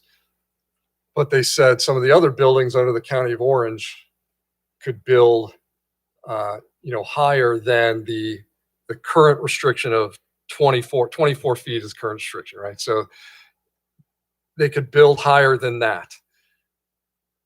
But I guess just reading the plain language, I mean, is that a privilege enjoyed by the neighbors? I guess that's where it gets subjective. And what does that mean? Privileges enjoyed by the neighbors. It's basically, I guess, how I'm not sure that building code, enjoying the privilege of having built under the Orange County building code and they're grandfathered in, is a privilege they're enjoying, because now the Dana Point code applies. So anyways, I'm struggling making the finding on that one, but let me just go forward a little bit more. I appreciate the questions that the mayor asked of the appellant, and I know he put him on the spot. What will you accept? Some of my questions were going in that direction as well. And what are really the issues here? Is it how high it is and whether the lights are shining in by the cars pulling in? The reason I bring that up is, even though we are not a court and we're not really judges, oftentimes when there is a dispute between parties, there's a requirement of the court, or the court will order the parties to sit down and hash it out and mediate it. Before you bring it to us, you need to make sure if you can figure this out before you lay it in our laps, and you don't know how it's going to come out. It's really better for everyone to sit down and see if you can come to some kind of agreement. And so one of the things that's really bothersome to me, and I asked this question just to be clear, the Planning Commission directed the applicant to do that mediation, to get together and work this out. And from what I can tell, I don't know if this is the right way to phrase it, but they blew off that direction from the Planning Commission. Now, whether that's correct to say, or maybe that's putting it too harshly, but the answer was it didn't happen. So I'm sitting here thinking, I'm not inclined to vote to deny the appeal before the parties have a chance to work it out. Because if we deny the appeal, the applicant doesn't have a lot of incentive to sit down and hash it out. And if they do sit down and hash it out, maybe the appeal goes away. But I also say that with the understanding, telling the appellant, I asked some of these questions, it might turn out to be a Pyrrhic victory. If I'm understanding things right now, I'm having trouble with the variance, but the applicant seems to be able to say, well, I'm just going to go and get the permit to build the wall, which the appellant doesn't want, and then we're going to end up with the same building anyway. So that's something to think about, but also part of, I think, things that the parties can think about while they are mediating this issue. So having said all that's basically, if I'll make a motion, because I'm not inclined to deny the appeal, but my motion would be that I don't want to say uphold the appeal, because this is not putting an end to it. The direction is to basically send the parties to a mediation, see if they can't work this out, explore the other options. We've had a lot of discussion of whether all the options were explored or not, which I think goes to one of the other variance issues. And when it comes back to us, make sure all these issues are hashed out, and maybe it won't come back to us at all. And maybe it's not a win-win, but as the appellant said, it's a win and maybe less of a lose for the neighbors. But I don't think it's right for us to make the call on it right now. So that's my explanation. I don't know if my motion is clear or not. But Councilmember Vic-Sorek, if Yeah. I could suggest that, based on what it sounds like your goal is, that the proper procedural way to get there would be to first make a motion to reopen the public hearing, and presuming that passed, then to continue this matter to a date certain, which would be your next meeting or 2 meetings down the road, whatever you prefer, with some specific direction on what you want to see happen in the in-between, which has been fairly clear, but maybe you could just direct staff to figure that out. And then at the continued meeting, you would have the opportunity, since the public hearing is still open, to take information more, to put more information into the record still, and then close the public hearing. You would not have to continue to take public comment at the next meeting, because you've already had comment tonight during the public hearing. You don't have to do that again. So that would expedite the process a little bit. But just in terms of a process, that would be a way to get there. Okay. Well, I think I've been clear about what I'm trying to accomplish. I don't know if I need to restate that, but I will accept. Can I just make the motion the way you've stated it? Do you need me to restate everything you just So said? it's a two-step process. If that's what you want to do, if you make that motion, then the mayor could break it down and say, okay, first we need a second on reopening public hearing, then we need a second on the rest of it. Okay. Do I need to restate that motion for anyone, or do I need clarification? Do you want a question for it? So how would that be different than making a recommendation to send this back to the planning commission, have them investigate everything we just discussed tonight, and make sure staff is aware that those conversations need to happen between the appellant and the applicant? How would that be? Well, that's a Because different, that would, if it didn't get resolved, then they would have to. What you're suggesting is slightly different. The ultimate intent might be the same, but what you're suggesting is that the council not take action on this item, send it back to the planning commission for further consideration. The way I would phrase it would be to have the planning commission take into consideration tonight's discussion, for them to have a further public hearing on the item, and then they'll make a decision, and then that decision would be you could potentially appeal back up here. So I think the way you would get there would be either to just say you're just sending it back to the Planning Commission, you want them to consider, more information, or to partially grant the appeal in the sense that you want the Planning Commission to reconsider these issues and then send it back to you. I think the first way is a little cleaner. The way you recommended to. No. Of the two things I just said to you. I mean, in either one of those scenarios, you're sending a strong message to the applicant and to the appellant that you'd like for them to try and see if they can come up with something that would make them both happy. But in terms of the legal process, you either need to continue this public hearing so that you can rehear it again, or you need to direct it to be sent back to the Planning Commission. Either way gets you kind of the same place. Except if we do it the way that we continue this, do we still get the study through staff and planning commission won't see it again? The way you're suggesting is going to go No, back but to I'm saying the way, the way Councilmember Councilmember Sorek Sorek suggested suggesting. it would not. So in terms of process, Councilmember Vic Sorek's suggestion or that process is faster. You don't go back to the Planning Commission, then back to the council. If you send it back to the Planning Commission and they make a decision, if the parties are happy with it and there's no appeal, then it's done. But if someone's not happy with it, then it's going to get appealed back here. And so you're kind of getting into that, and there's nothing wrong with that. Just understand that there's potentially a lot more process that's going to occur, a lot more meetings. Thanks.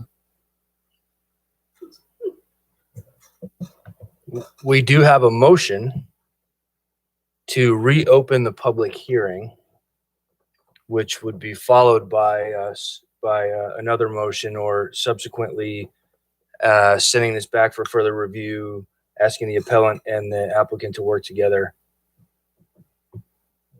Okay, so do we have a second to reopen the public hearing?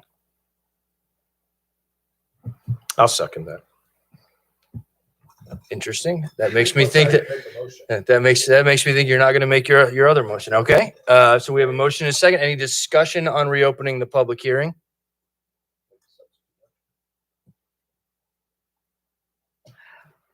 Yes, I think I need to make a substitute motion because I actually like Mayor Pro Tem Miller's idea better to send it back to Planning Commission. I think it can be worked out at that level. I don't think it even needs to come back here if we can get the appellant and the applicant to work within the boundaries of what we're talking about. So I'm going to make sure I can say this correctly. I would like to make a subsequent motion to, am I asking for this to be continued or No, just you're sent back? if you're asking for what Want it to Councilmember go- Miller, Mayor Pro Tem Miller talked about a moment ago, you're making a substitute motion to have this matter returned to the Planning Commission for them to consider the discussion this evening and reconsider their prior determination. So I'd like to make a subsequent motion to have this sent back to the Planning Commission so that they can consider our conversations tonight. All right. You've all heard the motion. Is there a second for that motion?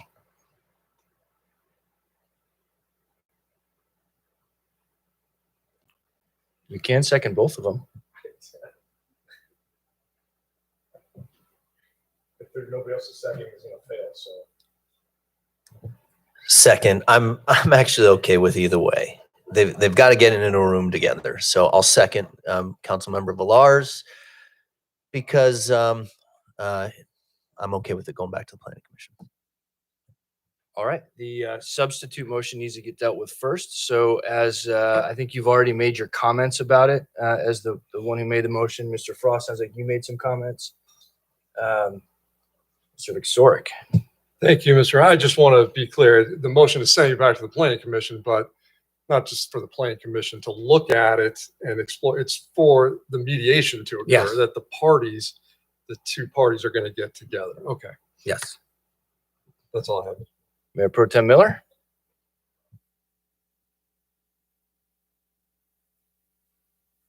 Okay. I really don't have anything to say about it. We can call for a vote. Let's do a real vote, Madam Clerk. Yes, please. Okay, which motion are we doing? We are Substitute. voting on council member Villar's motion to send the item, take no action tonight and send the item back to the planning commission Right. for reconsideration and discourse between the applicant and the appellant. Okay, thank you. Councilmember Frost, Aye. Councilmember Vixoric, Aye. Councilmember Villar, Aye. Mayor Pro Tem Miller, Aye. Mr. Mayor. No. That's a 4-1. It passes. All right. That wraps that up, and the planning commission will reconsider. And I think staff understands they've got certainly a lot of discussion and options to go back and look at. Thank you to everyone for participating, for answering our questions and putting up with a long, thorough discourse on this. I think we should take a 5-minute recess. We are in recess until 9:09.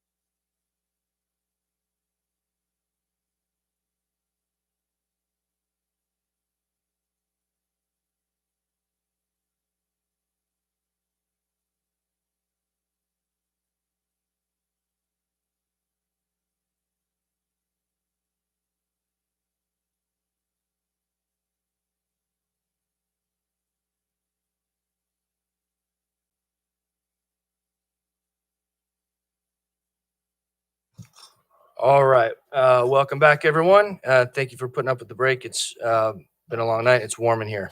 We are now up to our unfinished business, item number 10, which is consideration of an amendment to section 5.38 of the municipal code for new and enhanced regulations and increased penalties and violations for short-term rentals.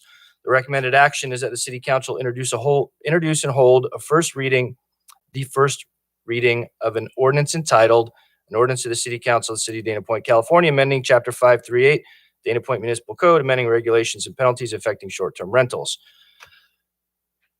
Mr. Champ, it's been a long night for you, huh? You and Mr. Rossler. Staff report, please. Ready to go. So before you today, we have the proposed amendments to the municipal code addressing short-term rentals. Just to give you a very brief presentation. On the last meeting on May 4th, City Council provided direction to staff to incorporate additional revisions into Section 5.38, addressing short-term rentals for new and enhanced regulations. A summary of those proposed modifications include clarifying the purpose and timing of when the neighbors would be notified, as well as removing the provision addressing activities that are prohibited in short-term rentals. However, additional clarification is provided in the purpose section, which is 935010, which is reflected in supporting document A and B, as well as increasing the response time from 20 minutes to 40 minutes, as well as clarifying when that response time is to begin. And then lastly is to eliminate the amplified noise regulation, as other regulations within the city's municipal code would address that provision. Staff is recommending that the introduction of the ordinance for the amendment to Section 538 of the municipal code with the new and enhanced regulations as directed. That concludes staff's presentation. All right. Madam Clerk, I have public comments here. Do you have any new ones or do I have them all? You have them all. I did pull one, remove one because this person left, Suzanne Christensen. And also one of them, I think it follows Tony Nelson's public comment. Denise Iger is going to be read by Carol Kelly and not by Tony at this Okay, point. so Carol Kelly will be speaking, but we don't have a speaker form for Carol Kelly. Is that right? Correct. But it is on there. The form is there for Denise Okay, Iger. we'll make sure, we'll figure it out. We'll make sure we Okay, don't miss anyone. Thank you. All right, and I will say that we received, again, like last time, numerous emailed comments, and the council received all of those before the meeting and has had a chance, certainly had the opportunity to read them. So the first speaker is Mr. Paul Wyatt from Dana Point. I'll ask everyone to just, if it's not on here, I will ask you if you state your city, but Mr. Wyatt is certainly from Dana Point. Good evening. My name is Paul Wyatt, and I am a resident of Dana Point. The minutes from the May 4, 2021 City Council meeting state that I, quote, spoke in opposition to the ordinance and short-term rentals, close quote. The minutes are not correct. They should be changed to say that I, quote, spoke to express my disappointment with the City Council's leadership of a short-term rental ordinance, close quote. In fact, I understand that banning all short-term rentals is not an option, and I support modifying Section 5.38 to increase penalties. Since I did not get my message across 2 weeks ago, I'll be more direct today. The residents of Dana Point elected you to the council to be their advocates on city government issues that affect them, and generally you step up to that expectations, but not always. Short-term rentals is one of those not always issues. Short-term rentals have operated illegally in Dana Point for many years, while the city looked the other way. But the advent of Airbnb increased the numbers and changed the customer profiles. In 2007, nuisance complaints caused the council to direct staff to assess the situation and suggest solutions. In 2014, the council approved an ordinance with the stated objective of enacting, quote, a short-term vacation rental permit process requiring minimum conditions of approval, benefiting property owners who desire to rent their homes for less than 30 days to do so legally, and serving as a minimum standard of protection to surrounding property owners and neighborhoods, close quote. In 2016, a resident-initiated referendum blocked the ordinance from being enacted without voter approval. This referendum forced the council to either advocate for the residents of Dana Point or the short-term rental operators. That council chose short-term rental operators by rescinding the ordinance, thus denying the residents the right to vote on it, while allowing STRs to operate illegally in residential zones without addressing any of the concerns of the residents. The actions of this council have followed suit. Tonight, I'm here to encourage you to lead with clarity, courage, engagement, passion, and humility. If, as your actions indicate, you genuinely believe that the city's mission of set the standard for an exceptional, livable city is carried out by allowing short-term rentals in residential zones with minimum protection to surrounding property owners and neighborhoods, just say so. Have the courage to own your belief.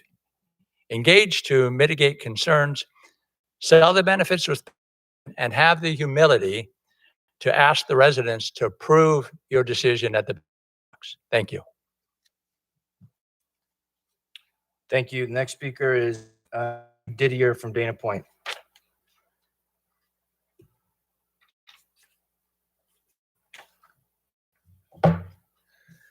Honorable Mayor, members of council. My name is Steve. I'm a resident of Dana Point. I'm also an employee of the city of Carlsbad, and I had the opportunity in 2015 to write their first short-term vacation rental policy. So a lot of the details in what you've been dealing with here over the last few years, very similar to what we dealt with in Carlsbad. And as your policy is currently presented, I think there's still some significant issues with it that'll render it unenforceable and create some more challenges. With the time I have, I'm just going to talk about two primary issues. And the first is special event uses. My understanding is that existing regulations prohibit special event uses at short-term vacation rentals, but the proposed policy strips that out. In Carlsbad, that was one of the critical issues back in 2015. Carlsbad had dozens of short-term rental properties that were operating as special event venues for weddings, corporate events, private birthday parties, every weekend with dozens, and some of these properties with hundreds of people showing up on Thursday, Friday, Saturday night. So maintaining that prohibition in the policy is critical. So I urge you to consider keeping that in. Another issue that I see is some concern over or clarity on signage and noticing requirements versus marketing at a short-term rental. I fully support no marketing at a short-term rental. So not allowing any real estate signs or large marketing signs that say vacation rental with a phone number on the front of a property. I don't think that should be allowed at all.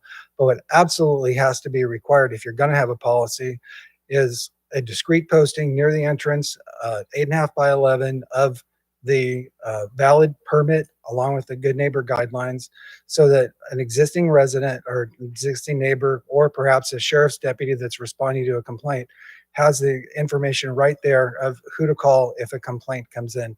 I don't think you can expect a short-term owner to constantly be notifying changing neighborhoods when property changes or residents change in the area. They just won't do that. Lastly, I see some major differences with what we did in Carlsbad and what I've seen happen here. Carlsbad's council stated very strongly that their number one priority was preservation of residential uses and residential properties. So I urge you to consider changes to these, to what you're currently proposing, that will really demonstrate that that is a critical issue for you. Carlsbad actually even went a step further, and they openly stated that if they felt that they had the authority over the Coastal Commission, that they would have banned short-term vacation rentals outright. As it is, they at least limited them to the coastal zone, which you could do here in Dana Point. So again, just to wrap up, I appreciate the time and opportunity to share my thoughts and comments. I'd be happy to talk with your staff offline or any of you further on how to make your ordinance a little bit more, to strengthen your ordinance and make it more enforceable. Thank you. Thank you. All right, the next speaker is Mark Zanides from Dana Point. Attached, it says Alan Bell, read by Mark Zanides. Mr. Zanides, every speaker person gets 3 minutes. So if you could make sure that you try to get those in 3 minutes. Yes, well, I understand. Well, I understand that policy has recently been changed. I won't be reading Mr. Bell's if that cuts into my time. First, I endorse Mr. Wyatt's comments. Secondly, it seems to me that while residents may disagree about short-term rental policy, everybody in this room ought to agree that whatever policies and procedures are implemented ought to be done lawfully. You all, this council, all took an oath to uphold the law. As with regard to property uses, Council Member Vixoric just said, this is America, you own property, and you can do with it what you want with it as long as the law allows it. The council's hypocrisy in this regard is breathtaking. Short-term rentals have never been legal and legally permitted in Dana Point, and the recitals in this proposed ordinance in front of you admits it. Says, whereas the short-term rentals continue to be prohibited in all zoning districts within the city until the zone text amendment and local program coastal amendment described herein are fully and finally approved. It's by the Coastal Commission. After the referendum, which stopped the 2016 ordinance, there's never been any new program. There's no coastal amendment described in this ordinance.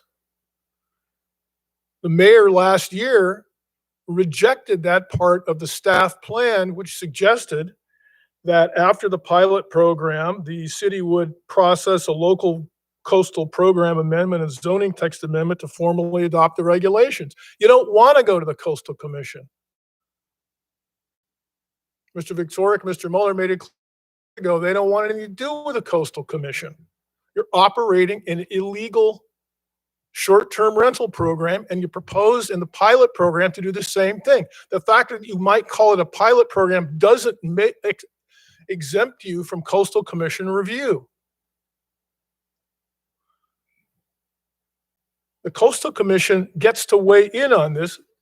Mr. Munoz can tell you that in the Cracky case, Santa Barbara decided on May 4th, the 2nd District Appellate Court said that regulation of short-term rentals in a coastal zone must be decided by the city and the Coastal Commission. You're not going to be permitted to get away with running this rump illegal STR program. It's not going to work. Let's not take my word for it. I'm calling on you to get a legal opinion set forth in my letter. Let's have the city attorney weigh in on whether or not this pilot program, as you currently contemplate it, will be legal or not. Why does the recital refer to a local coastal program amendment that's not in the ordinance itself?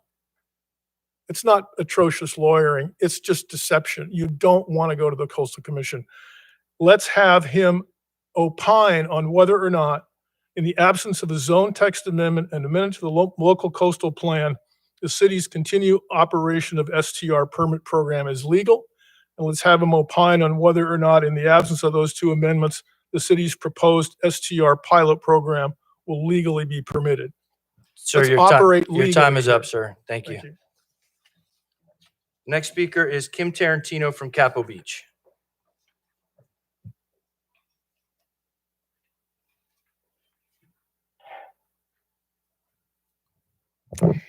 Good evening. My name is Kim Tarantino. I'm a retired college professor and CPA and a resident of Capistrano Beach. So I'm addressing an issue that was brought up at the May 4th meeting when the discussion was about the number of registered STRs in the city versus what was being found on AirDNA, which there were far more numbers, far more rentals on AirDNA.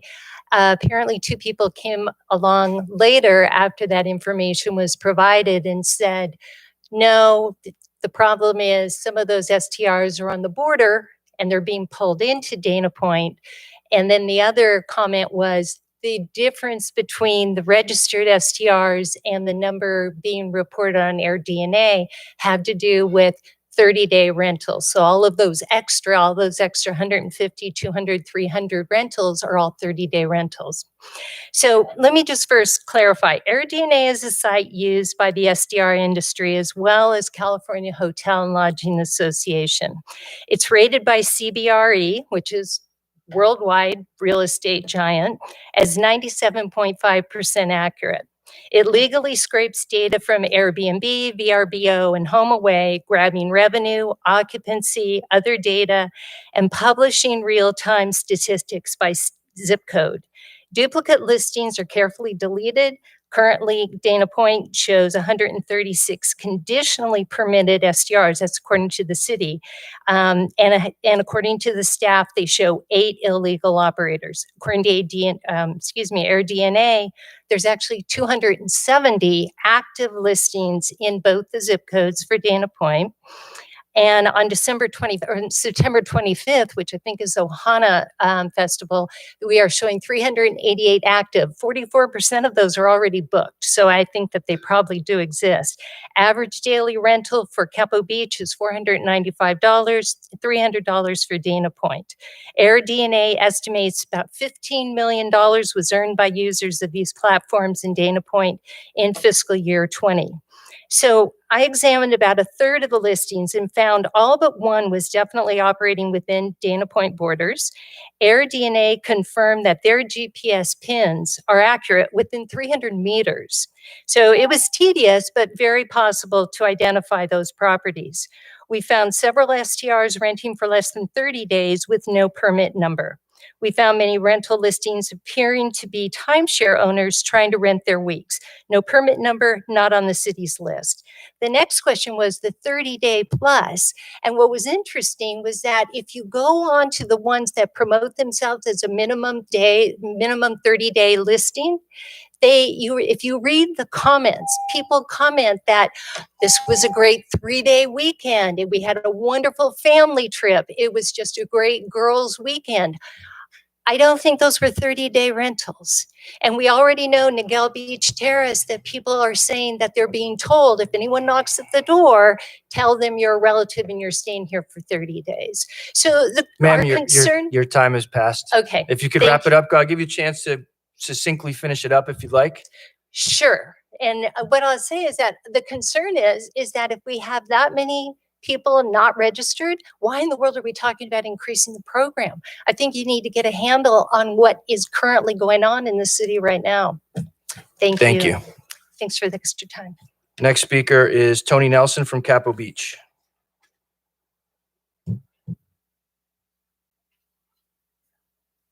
Good evening. My name is Tony Nelson, Capistrano Beach. This ordinance is still premature, and I'm afraid the cart is still before the horse. The council won't even know exactly what it's regulating until you complete phase 2. So what are we doing? At this point, the city hasn't issued a statement confirming whether the STR program is even legal. If these issues have been fully investigated, why haven't residents been told? Publish it for all to see. Put it on your website.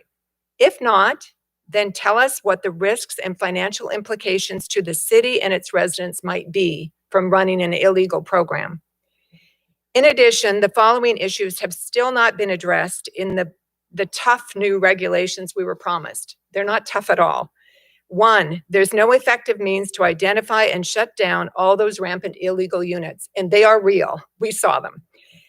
Number 2, the prohibition on parties and events was removed. That was insane. I can't believe you did that.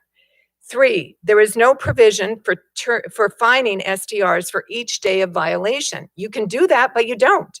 Nor is there any provision for collection of fines. The city's record on fine collection is abysmal, embarrassing. 4, there is no provision requiring audits of STR and/or platform records to ensure that TOT and length of stay are correct. And we know they're cheating. Number 5, the noise restriction was eliminated, requiring code enforcement to be on hand to measure and enforce noise ordinances with meters. Come on. Number 6, there is no restriction on who may get a permit. If you have unpaid fines, no problem. multiple violations or police calls, you're presumably eligible. There's no restrictions in your 538. Number 7, there's no provision to post SDR information visibly from the unit. This may be because of the lost sale reported in city documents from a real estate agent who complained to the city that a prospective buyer found out there was an SDR next door and he bolted. This is from an agent. Number 8, there's no provision for fines on platforms that allow advertising without a permit. 9, there's no indication of when and by whom complaints will be logged and when the 40-minute clock will start ticking even. Number 10, eyewitness accounts are apparently not good enough because we're only residents. Where is the provision for code enforcement to be on hand 24/7 to witness the complaint since you won't believe us? While investors will definitely benefit from lucrative SDR investments, and the city will somewhat benefit from TOT, although you're going to have a lot of costs, the big losers in this equation are twofold: hotels and ordinary residents. And there's a lot of us, a heck of a lot more than SDR owners. The regulations explicitly and audaciously state that neighbors will have no say and no right of appeal. I'm just about finished. However, these same neighbors will bear all the impacts on the quiet enjoyment of their homes and their property values. They will also bear primary responsibility for policing SDR businesses and reporting nuisances. And the final insult is that they won't even be believed. Surely anyone can see that the SDR program, as presently configured, is a boon to a small number of investors, but blatantly unfair to ordinary residents. It's just wrong. Thank you. Thank you. The next speaker is, and if I have this right, is going to be Carol Wilson reading Denise Iger.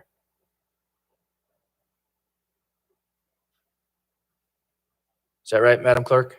Mr. Mayor, Carol Kelly will read. I'm sorry, Carol Kelly. Yeah, There's Denise no name on Igers. here. It's No, I wrong know. Carol. That's the one that got changed. So Thank we're you. going to change this. The name on this speaker card, Carol Kelly is the speaker. Who's being read is not relevant for the card. Go ahead, Miss Kelly. Sorry. Okay. My name is Carol Kelly of Dana Point, but I'm reading this letter from Denise Iger, who is a resident of Capistrano Beach. She is unable to attend tonight, and so I am reading the letter for her. Okay. I find this continued push to open the city to short-term rentals abhorrent. Except a handful of SDR owners.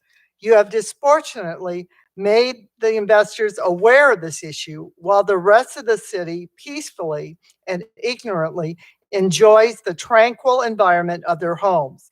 They have no idea that has invited the party into town. They have no idea that you are planning to destroy their neighborhood. Why? Why are you doing this? As has been pointed out in past meetings, Dana Point stands alone in welcoming investors to its community. Irvine tried for 2 years to regulate them and just decided to ban them outright. Irvine joins Anaheim, Laguna Niguel, Yorba Linda, Garden Grove, Tustin, Huntington Beach, Lake Forest, and Westminster. Most of the housing in Dana Point is not within a homeowners association. Unlike some of the councilmen, the vast majority of residents must rely on the city to provide reasonable and rational regulations. Hiring someone to field complaints does not result in less sleepless nights for the neighbors. It just means that the landlord will be punished. There is no magic wand to erase the past. Neighbors will be forced to call police in the middle of the night, and they will have to do it again and again and again before the rental is shut down. Why are we not supporting our existing hotels and resorts? When you don't support these businesses, you take away revenue and jobs from Dana Point and give it to Airbnb, who's headquartered in San Francisco. When you allow homes to be converted to short-term rentals, you take away badly needed long-term rental housing options. It is time to stop this nonsense. Thank you. And the next speaker is Barbara Wilson. Get that correct now?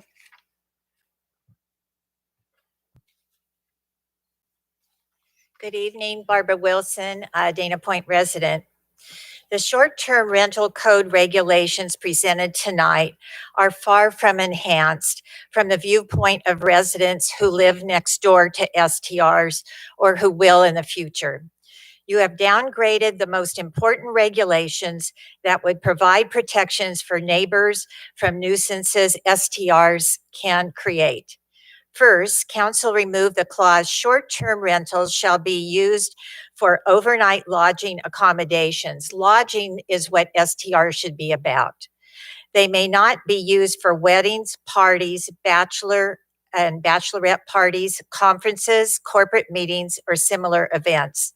These safeguards were present in past drafts of the regulation.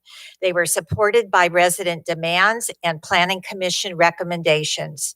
You seem to forget that you're dealing with neighborhoods where expectations for peaceful enjoyment of our homes, not to be in the midst of party city or commercial and corporate venues. These activities are conducive to crowds, increased noise, and additional parking problems. Another change from your original draft is the increased time for an owner to abate a nuisance, allowing 40 minutes instead of 20, as staff and Planning Commission had suggested. When does the clock start ticking? When the resident calls the owner, code enforcement, or a police? It is also worrisome that an accurate count of complaints to code enforcement and police are somehow not accurately logged in city records.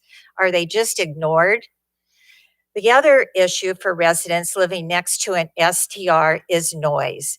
Tonight, you've removed the requirement stating no amplified noise shall be audible from the property line at any time. Presumably, regular municipal noise codes will apply, which means then police or code enforcement will have to appear with a decibel reader in hand. These major changes were suggested by Councilman Muller, who lives in a gated community with no STRs. He will never have to endure the disruptions to his life that Dana Point residents may have to risk. Even Mayor Federico admitted this is not a perfect ordinance, but he will support it. I ask why. Do not pass tonight's ordinance. Consider the effect such weak STR regulations may have on your own families and homes and neighborhoods, just as it will on the many residents who will be neighbors of a mini hotel. Thank you. Thank you. Madam Clerk, we don't have any more speaker sheets, correct? No, I don't. Okay, thank you. So that brings the item back to the council. Does anyone have questions for the staff? Mr. Frost? Thank you, Mr. Mayor. Jeff and John.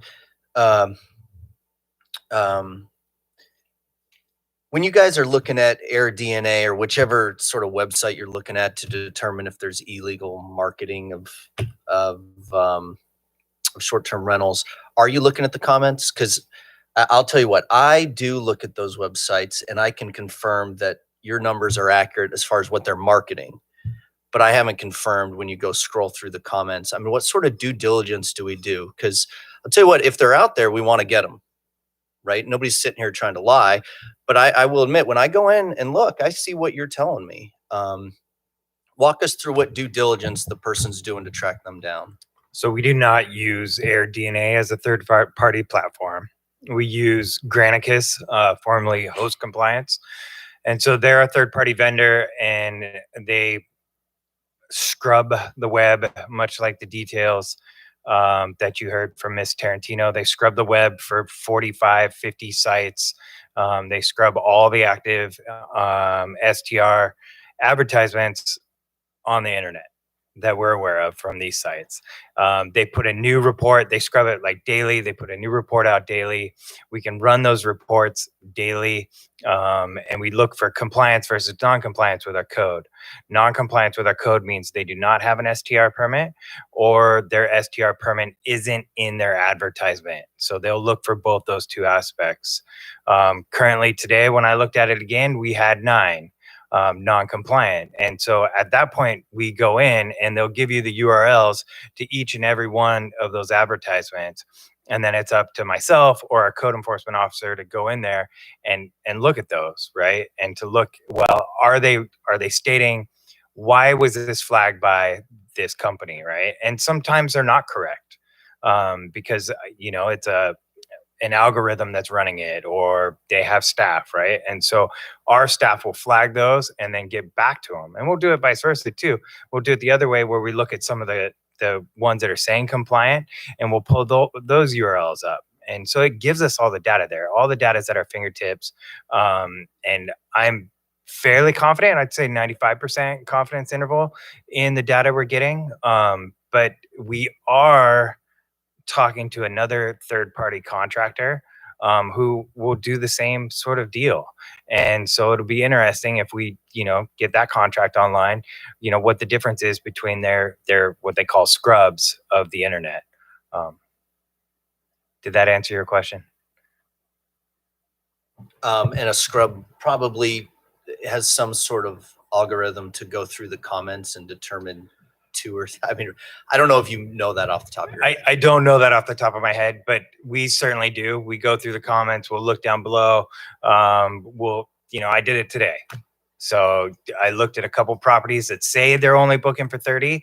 And so then we try and book it. Well, can I book it for 3? Okay. And I can't. It says only 30 day. Okay. Can I do that this month? Can I do it 2.5 years out? And sometimes you find, yeah, so this guy is advertising and you can't do it for this 3 months, but in 4 months, I can book it for 3 or 4 days. And so then once we can do that, then we'll take a screenshot and we'll write a notice of violation or citation for that. You will read the reviews, but our code says advertising under 30 days, and without physically going in and booking that with a credit card, and or calling that gentleman or whoever, you know, is operating that STR and saying, hey, look, I know your advertisement says 30 days, and we know that happens, right? But can I get it for a weekend?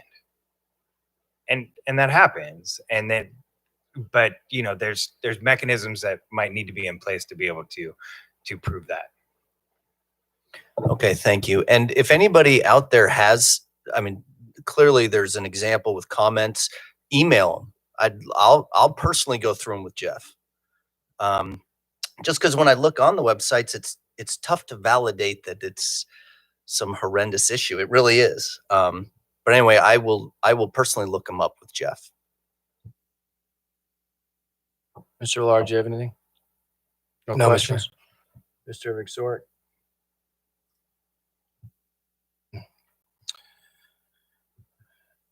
A motion from anyone?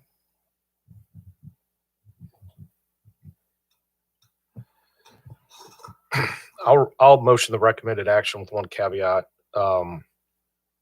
We should reduce the 40-minute time down to 30 minutes for the response time.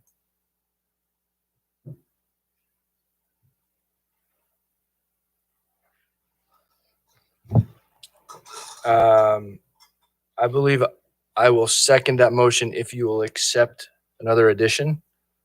You may or may not accept it. That we add a phrase or a sentence to item 12, which is maximum occupancy. Talks about overnight guests, that we add a sentence that the community development director will set a maximum occupancy per permitted residence, per permitted short-term rental. I guess I need clarification on maximum occupancy. It looks like we have that right now. It just says maximum overnight occupancy. I guess I don't understand. Talks about overnight, but when we moved the list of parties, no parties, weddings, by the way, it's not been removed. It's been moved to the purpose to talk about items that might generally be a nuisance. And I think the rest of our specific rules completely cover those nuisance possibilities if we get past overnight. In other words, if there's only 6 people staying in this place overnight, but there are 100 there at noon, that does not mitigate the nuisance possibility. And that's why I think the community development director can set a reasonable maximum occupancy for each property. You don't need to accept that, obviously, if you don't want to. So I'm okay with that. I just need to know, I guess I'll ask the community development director, how would you go about doing that? I was thinking the same thing, but there are examples of what other cities do. But I would want it to be more specific as to what those parameters are. For instance, I was looking at Laguna Beach today. They allow daytime occupancy to be twice as what the overnight occupancy is, but shall not exceed more than 20 people. Perhaps something like that could be applied here. Right. So I haven't even looked at that. I was going to say 2.5 times the maximum overnight occupancy. And that's got to stop. I think our noise ordinance kicks in at 10, right? And that's when your daytime stops. Yeah, that seems fine. I don't know how to skin that cat. I would trust the community development director and staff to figure that out. But that to me alleviates the issue of we being a little more general, not specifically saying weddings, right? Because what if someone has a wedding with 4 people? Right. Do I care? That shouldn't be violated for that. But if they have No, I understand what you're nothing with I understand what 100, you're saying. I want to just- protect against I that. was with Ms. Yeah. Wisniewski. Mayor I wanted it to be Yeah. a little bit more. Oh, okay. I don't care. I mean, However, I would. Mr. Munoz, going to help us here? If we want to have a first reading and not have to have another first reading later, we need to be And we need the specific in what you're specifics. doing. Okay. So I would say 2.5 times the maximum occupancy, not to exceed. So if the wording were kind of leave the overnight occupancy the way it is, and then add a clause at the end that says, and the total occupancy at any time shall not exceed, pick a number, 2 times, 2.5 times the overnight occupancy, and in all cases less than 20 or something like that. I'm just, that's the kind of specificity we need, or we'll have to bring it back to you again for another reading. Okay. So are you okay with 2.5 times? The overnight occupancy? Give me a second.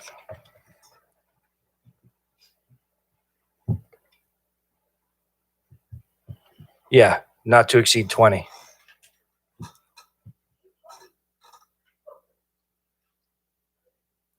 And does it matter, Mr. Munoz, the hours on that, or is that just any time? How it's written? I think if we write it like that, it'll cover it. Okay. I'll accept that. So motion and a second to accept the recommended action with the 2 amendments.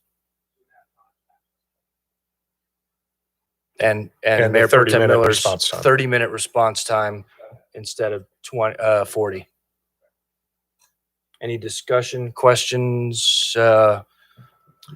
Villar? Yeah, I think my position on this still hasn't changed from last week. I don't know how we have enough information without phase 2. And there's still holes in this that need to be resolved. Like, how are we going to keep illegals from happening? How are we going to make sure we collect TOT? The one speaker that spoke, I do like the idea of putting a sign in front that says this is a short-term rental. I think there's so much work still left to be done here. I don't know how we can vote on that, and also how we can even know what we're dealing with without phase 2 coming back. So still in the same position that I was, and I think just kind of, is 30 minutes right? It seems right. It seems okay. 2.5 times. It depends on what types we're going to have and where they're going to be. So yeah, my position there is still the same. I think I have more questions than I have answers. Mr. Frost? Thank you, Mr. Mayor. Can you guys walk me through? I'm trying to find out, how did we get to 20 again? I'm scrolling through here. I don't know, John, if you happen to know what page we define how many people can be there. I can tell you, page Thanks. 7 of the staff report, Thank you.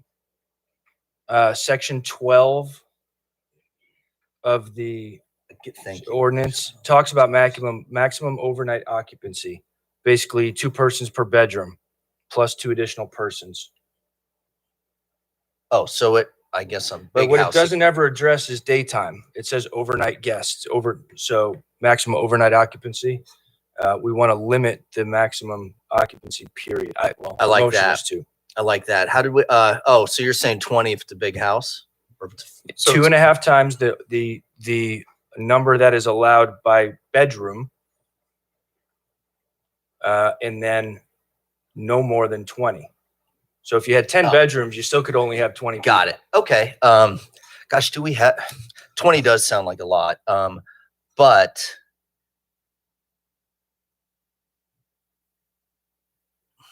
okay, so for a 2-bedroom, that's what? 6. I got it. Okay.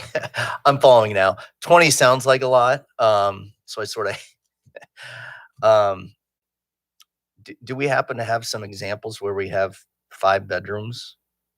Wait, 6 bedrooms? We do. Really, they're that big I count 10 on the list I have. that have that many bedrooms? 20 sounds like a lot, but those are some big properties. So they're, so I guess I'd be okay with that. I mean, as long as for the smaller properties, they don't go down that, or they don't have that many folks. And then I forget exactly why in the staff report, why did we get rid of the signage? Why, again, do we not have signage up front? That was a recommendation from the planning commission. Yeah. Do we remember why? That was from the residents, if I remember right. They didn't like having those. Is that fair? Generally, I think, yes, I mean, in a neighborhood, I think the preference was to eliminate any signage to, help blend in with the rest of the neighborhood, generally. Okay. And then because of that, I did think one good point was brought up. Neighbors who have been notified, but gosh, they lose the sheet of paper years ago or whatever. They walk over and they see the short-term rental property being a problem.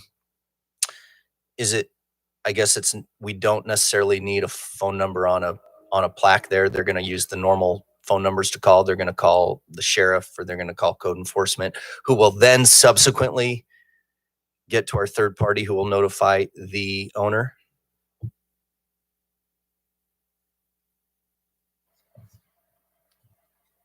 The Dana Point website right now for code enforcement has a tree that goes first. The person is supposed to notify the owner if they're not comfortable or can't find that information, which is also available on the website.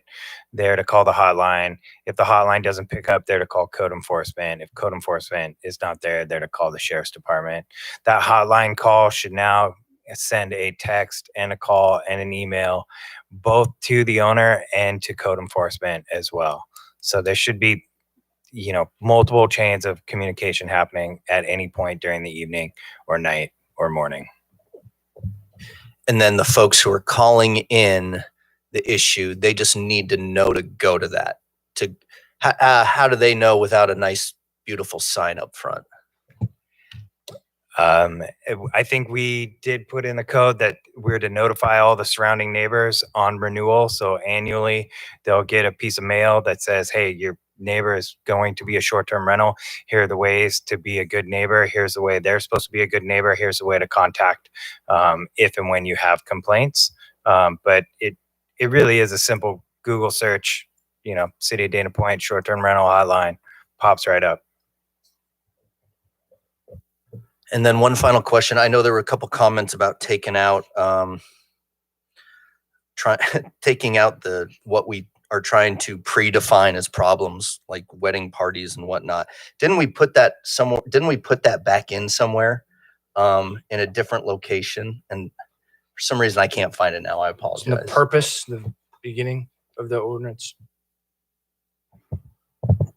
Page 5, section 538010. Got it. Thank you. At first blush, quickly you think, oh gosh, they're going to allow wedding parties, and that's not the intent at all. From what was it, May 4th?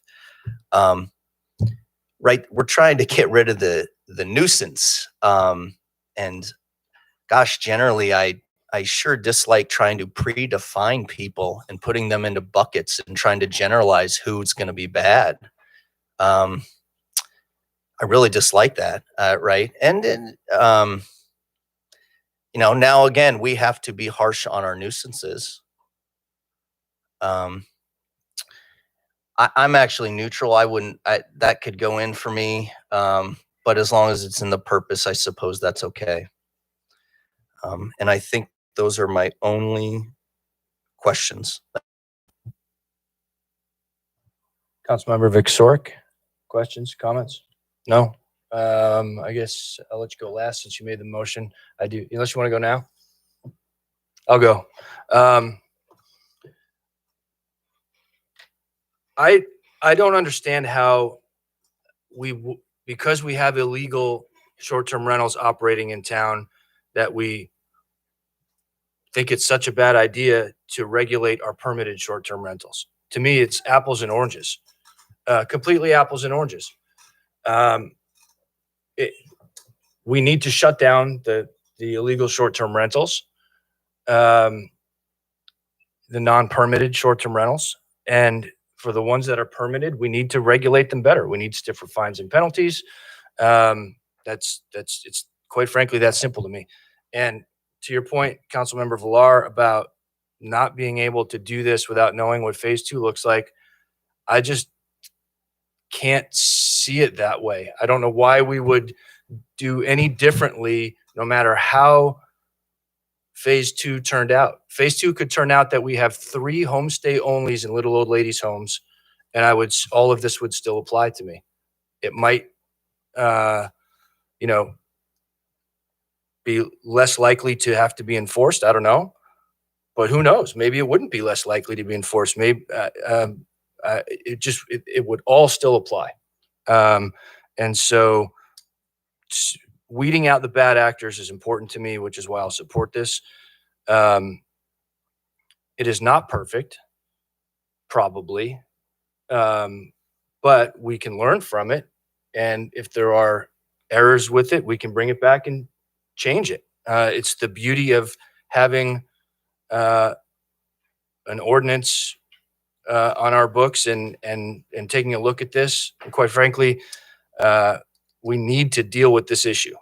Like it or not, the Coastal Commission the Coastal Act says that the guarantees access to the coast for all Californians. They have a say, to Mr. Zanetti's point. And I don't see a world where they say we can have no short-term rentals. So we need to start working on this. As tough as it's going to be, we just have to work on this. I think this is a better iteration than last time because it does give code enforcement what they need to enforce against nuisances. The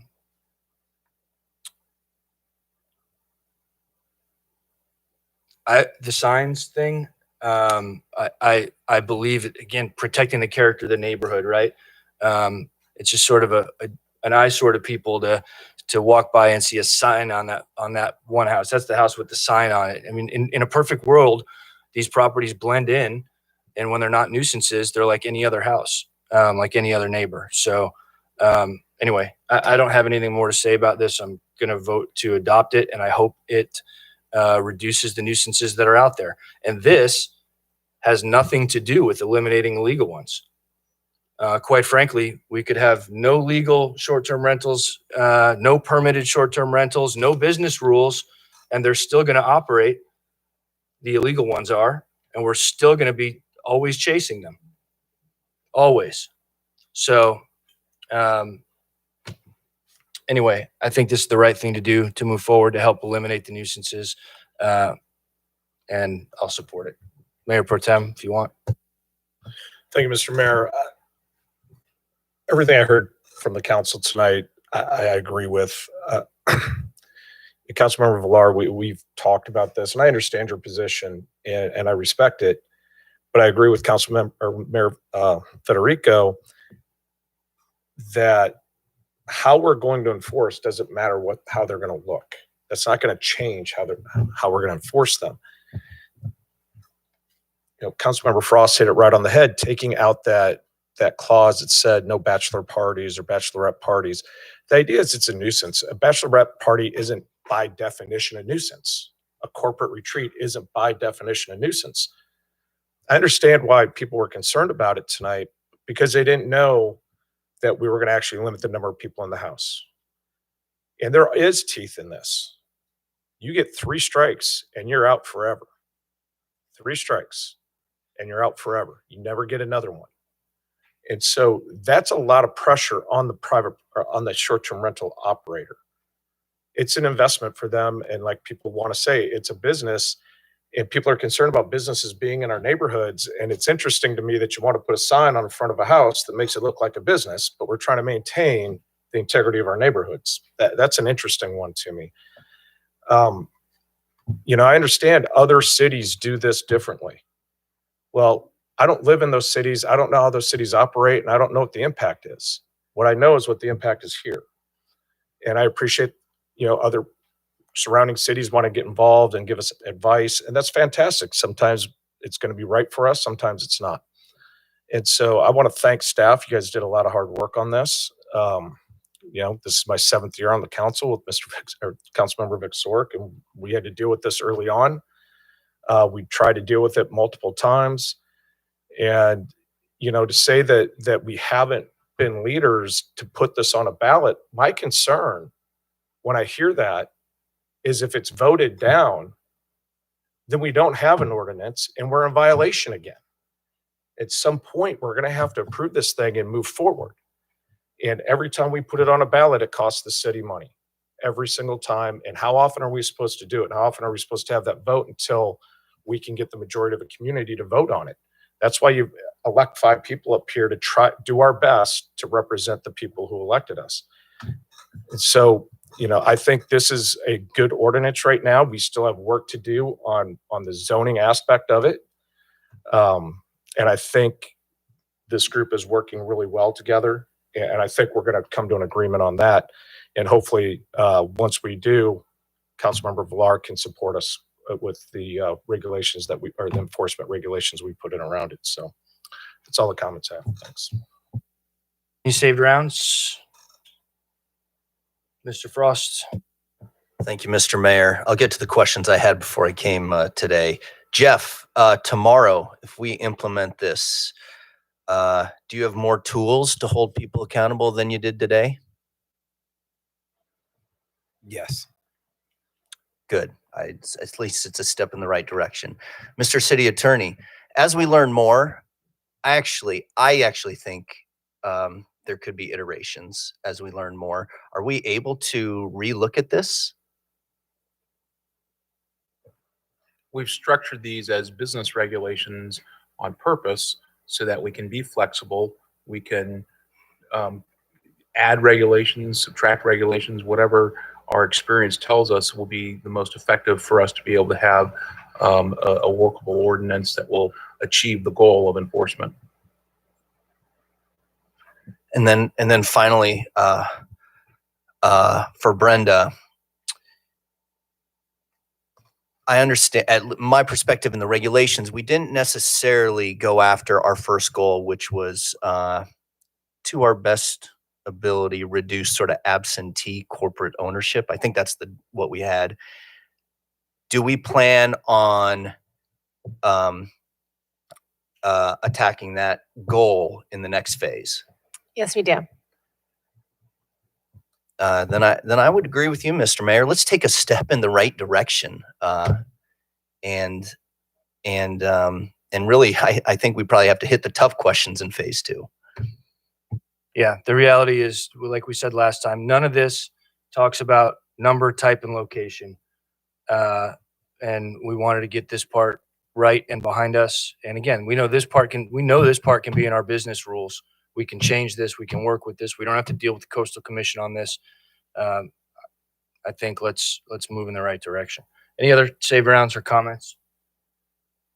Mr. Victoric? No, you didn't have any last time either. Madam Clerk, would you make a roll call vote for us? Thank you, Mr. Mayor. Councilmember Frost, Aye, thank you. Councilmember Victoric, Aye. Councilmember Villar, Nay.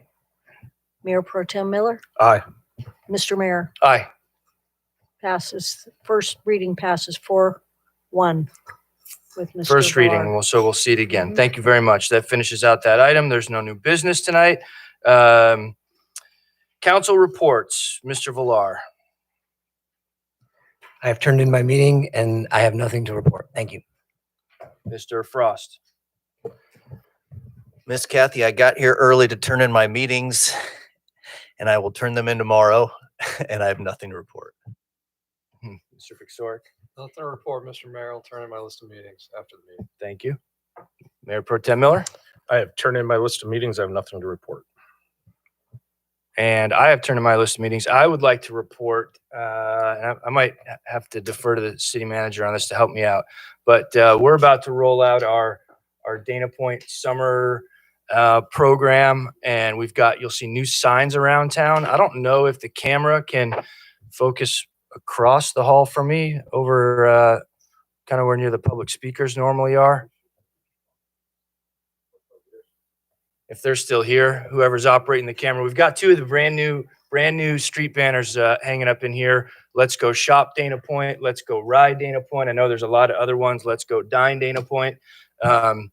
There's one. Very cool. Thank you, camera. You'll see these all around town. It's part of our summer campaign. Let's go Dana Point. As new CDC rules are out and we're in the yellow tier and life gets back to normal. Appreciate everybody enjoying everything that Dana Point has to offer this summer. And hopefully you like the cool new signage that goes along with it. That's all I have to report, Mr. City Manager. Just to add on to that, we've got our trolleys starting Memorial Day weekend. The VFW announced tonight that they've got a Memorial Day event at Pines Park at 10 a.m. on Memorial Day. We've also, staff's working to stand up or we'll be hosting a housing element virtual community workshop on Thursday the 20th at 6 p.m. via Zoom. We're also standing up a Doheny Village pop-up event on June 5th from 11 to 1 at the parking lot right next to El Patio Restaurant. Planning group will be out there talking about the Doheny Village Plan, our housing and safety element, code enforcement, and so on. So we got a lot of great stuff coming up. We've got movies in the park next month at Lantern Bay Park, 4th of July fireworks, and then 5 summer concerts starting the latter half of July. So we've got a full summer booked where we planned ahead for all this and anticipating and hoping that everything would loosen up in regards to all the health guidelines, and it looks like they have. So we're pretty excited about it, and recreation staff's really happy to get back to providing the services they normally provide. Mr. City Attorney. Thank you, Mr. Mayor. One item to report. In the last couple of weeks, there's been development in the sober living home arena. The state has now weighed in on the issue of ordinances for sober living homes. It's an issue that we've talked about in this council in the past, although it's been some time. There is currently litigation going on between the city of Costa Mesa and some of the sober living home operators in federal court. That litigation is primarily based on federal law. Obviously, they're in federal court. The state has now come out in a formal letter and indicated that it is its belief that, notwithstanding what might happen in that court case with respect to federal law, the state believes that any city that adopts an ordinance regulating sober living homes is violating the laws that apply to state housing element requirements. So this city has not adopted a law like that after looking at all the various legal issues related to it. We have, as everybody well knows, made an effort to be sure that those operators who are out there are complying with existing laws. And we've had quite a bit of litigation over that to successfully have entities that are in that business be sure that they are complying with the law, they're properly licensed, that sort of thing. But we have not been, to this time at least, we have not been adopting, or we have not been trying to regulate them through an ordinance. So update I thought you might find interesting and the public might like to know. Thank you very much for that. We, the city council, need to go back to closed session. We are not adjourning. I suspect many of you will not stay around to see us come back into the room to adjourn. So thank you for joining us. The next regular city council meeting will be June 1st, 2021 at 5 p.m. in the city council chamber located here at 33282 Golden Lantern, Suite 210, Dana Point, California. Shop local. And thank you for joining us. We are recessed back to closed session.